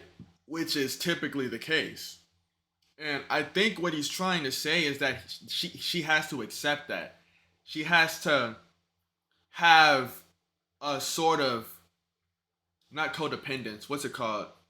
coexistence between the sad and happy Enna so that they can live a proper life, not leaning on one side too long. Because remember, this isn't happy, it's blissfully ignorant. And not leaning on that side too long, because remember, that isn't sad. That isn't sad. That's more like painfully aware, if that makes sense. Like, you know, I don't know the word for it, but when it's like you see everything for what it is and it triggers nothing but depression in you. That's what the sad Enna is. That's how I see her. I don't see her as just, I see her as like, she peeps everything. She knows what's going on at all times. And she always interprets it as the most negative way. While the happy Enna always sees everything in a positive light.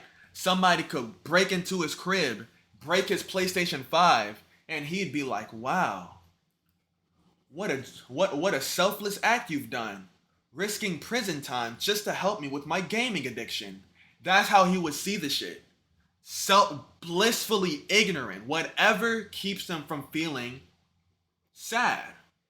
I know I'm probably pointing the wrong way, but you get the point, right? So the therapist is basically saying you need to find a balance between it, right? You can't lean too much on being blissfully ignorant. You can't lean too much on seeing the world so negatively. You have to have you have to merge it together.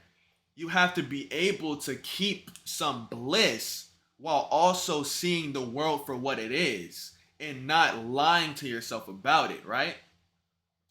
Merging the two sides together. And that's true. As a human being, happiness all the time is a lie. And sadness all the time is like just unhealthy for you. So you have to be able to feel happy without lying to yourself to stay happy. You have to find a way to do that. And I think that's what the therapist was saying to Enna right there.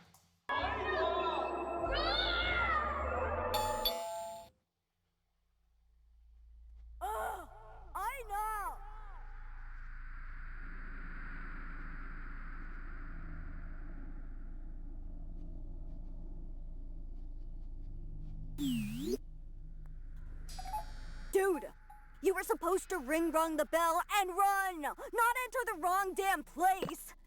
For the last time, it's called ring-rung run. Have you even played this before? Whatever, I'm over it. How fun was it inside anyways? It was pretty stuffy.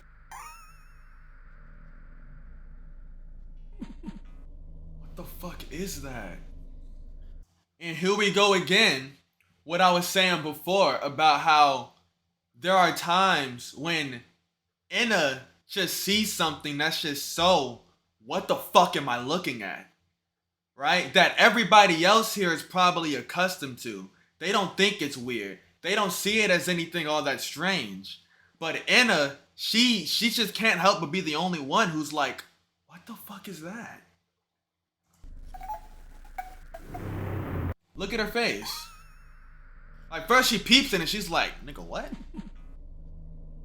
She's like, huh? What the fuck?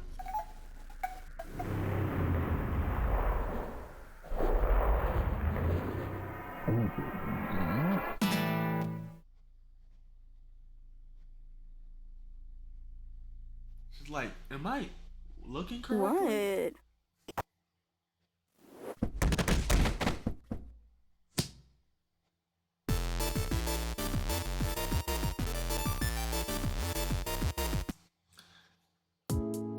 That's me reacting to all of the episodes of Enna a second time and giving an actual analysis, dissection, and proper intellectual breakdown. I had to search for a word because I had used the two big ones that I knew, and I had to think of a third big word to sound smart again.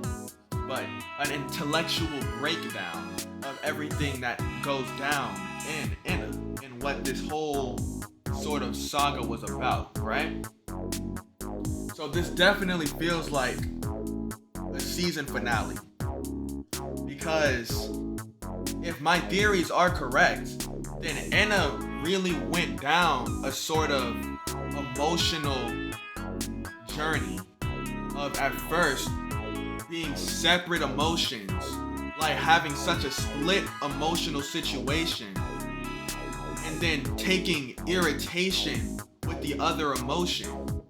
You know, taking irritation with the other emotion. See, the sad side couldn't take irritation and annoyance with the happy side. Because when the sad side gets sad, it completely disregards the happy side. It doesn't exist to the sad side at all because it doesn't see the happy side. But the happy side very clearly at times takes annoyance and even shame and embarrassment, at times guilt, to the fact that they even have a sad side, though they press past it completely and ignore it, right? As if they don't want to talk about it, right? But as time goes on, the happy and sad side, they seem to merge and get closer together, more mushed together, forced to kind of acknowledge each other at times, right? Forced to acknowledge each other. That's what they seem to be. That's what seems to happen with the happy and sad side as the episodes go on. And eventually we get the power of potluck, where they merge together to a point where Anna is genuinely confused and they don't know what to do. So they go searching for happiness because now their happiness has been stained with sadness. What before was genuinely just bliss, to them was just bliss and happiness because they were ignoring all the bad things that the sad side always saw. Now that they would merge together, they had no choice but to be stained with that negative outlook on life. So they were searching for a way out of confusion to get that blissful ignorance back. But there was no way to do it there was no way to do it besides that mask. But even then, they were forced to come to the realization that the mask was just bullshit. And now, they're at the mark. After talking to the therapist, they've reached the mark where they're kind of at a crossroads now, you know? Are they going to understand and accept the fact that they need happiness and sad, that they need both, that Anna needs both sides to properly, you know, be a functioning person? Or are they going to continue down and separate again and be genuine awareness and full negativity and then be blissful ignorance? But that's my analysis, you know. Hey, that's just a theory. In a theory. But yeah, man, that's my analysis, that's my breakdown. That's how I sort of interpreted it, you know. And even if I did reach, which I probably did reach like hell, I feel like a lot of the messages that I did get from watching this and breaking this down are important messages and good messages. So I hope that, you know, you people watching will, I hope even if these messages don't exactly go along with the story and, you know, they were reaches, overthinking, I still hope that some of my conclusions might have made sense to you personally and maybe helped you come up with some ideas for yourself if you are going through something, you know? But that's more or less what I think this whole Anna thing is about. We're gonna see what Dream Barbecue is about when the next chapters come out. But that's what I think this YouTube series of Anna is about. That's what I think it was about. Peace out. I love you guys. Tap into the next one. And thank you once again to the people who inspired this video. I should have shouted you out already, I'm pretty sure, and put your comments up here. Thank you once again to you all. Bye bye.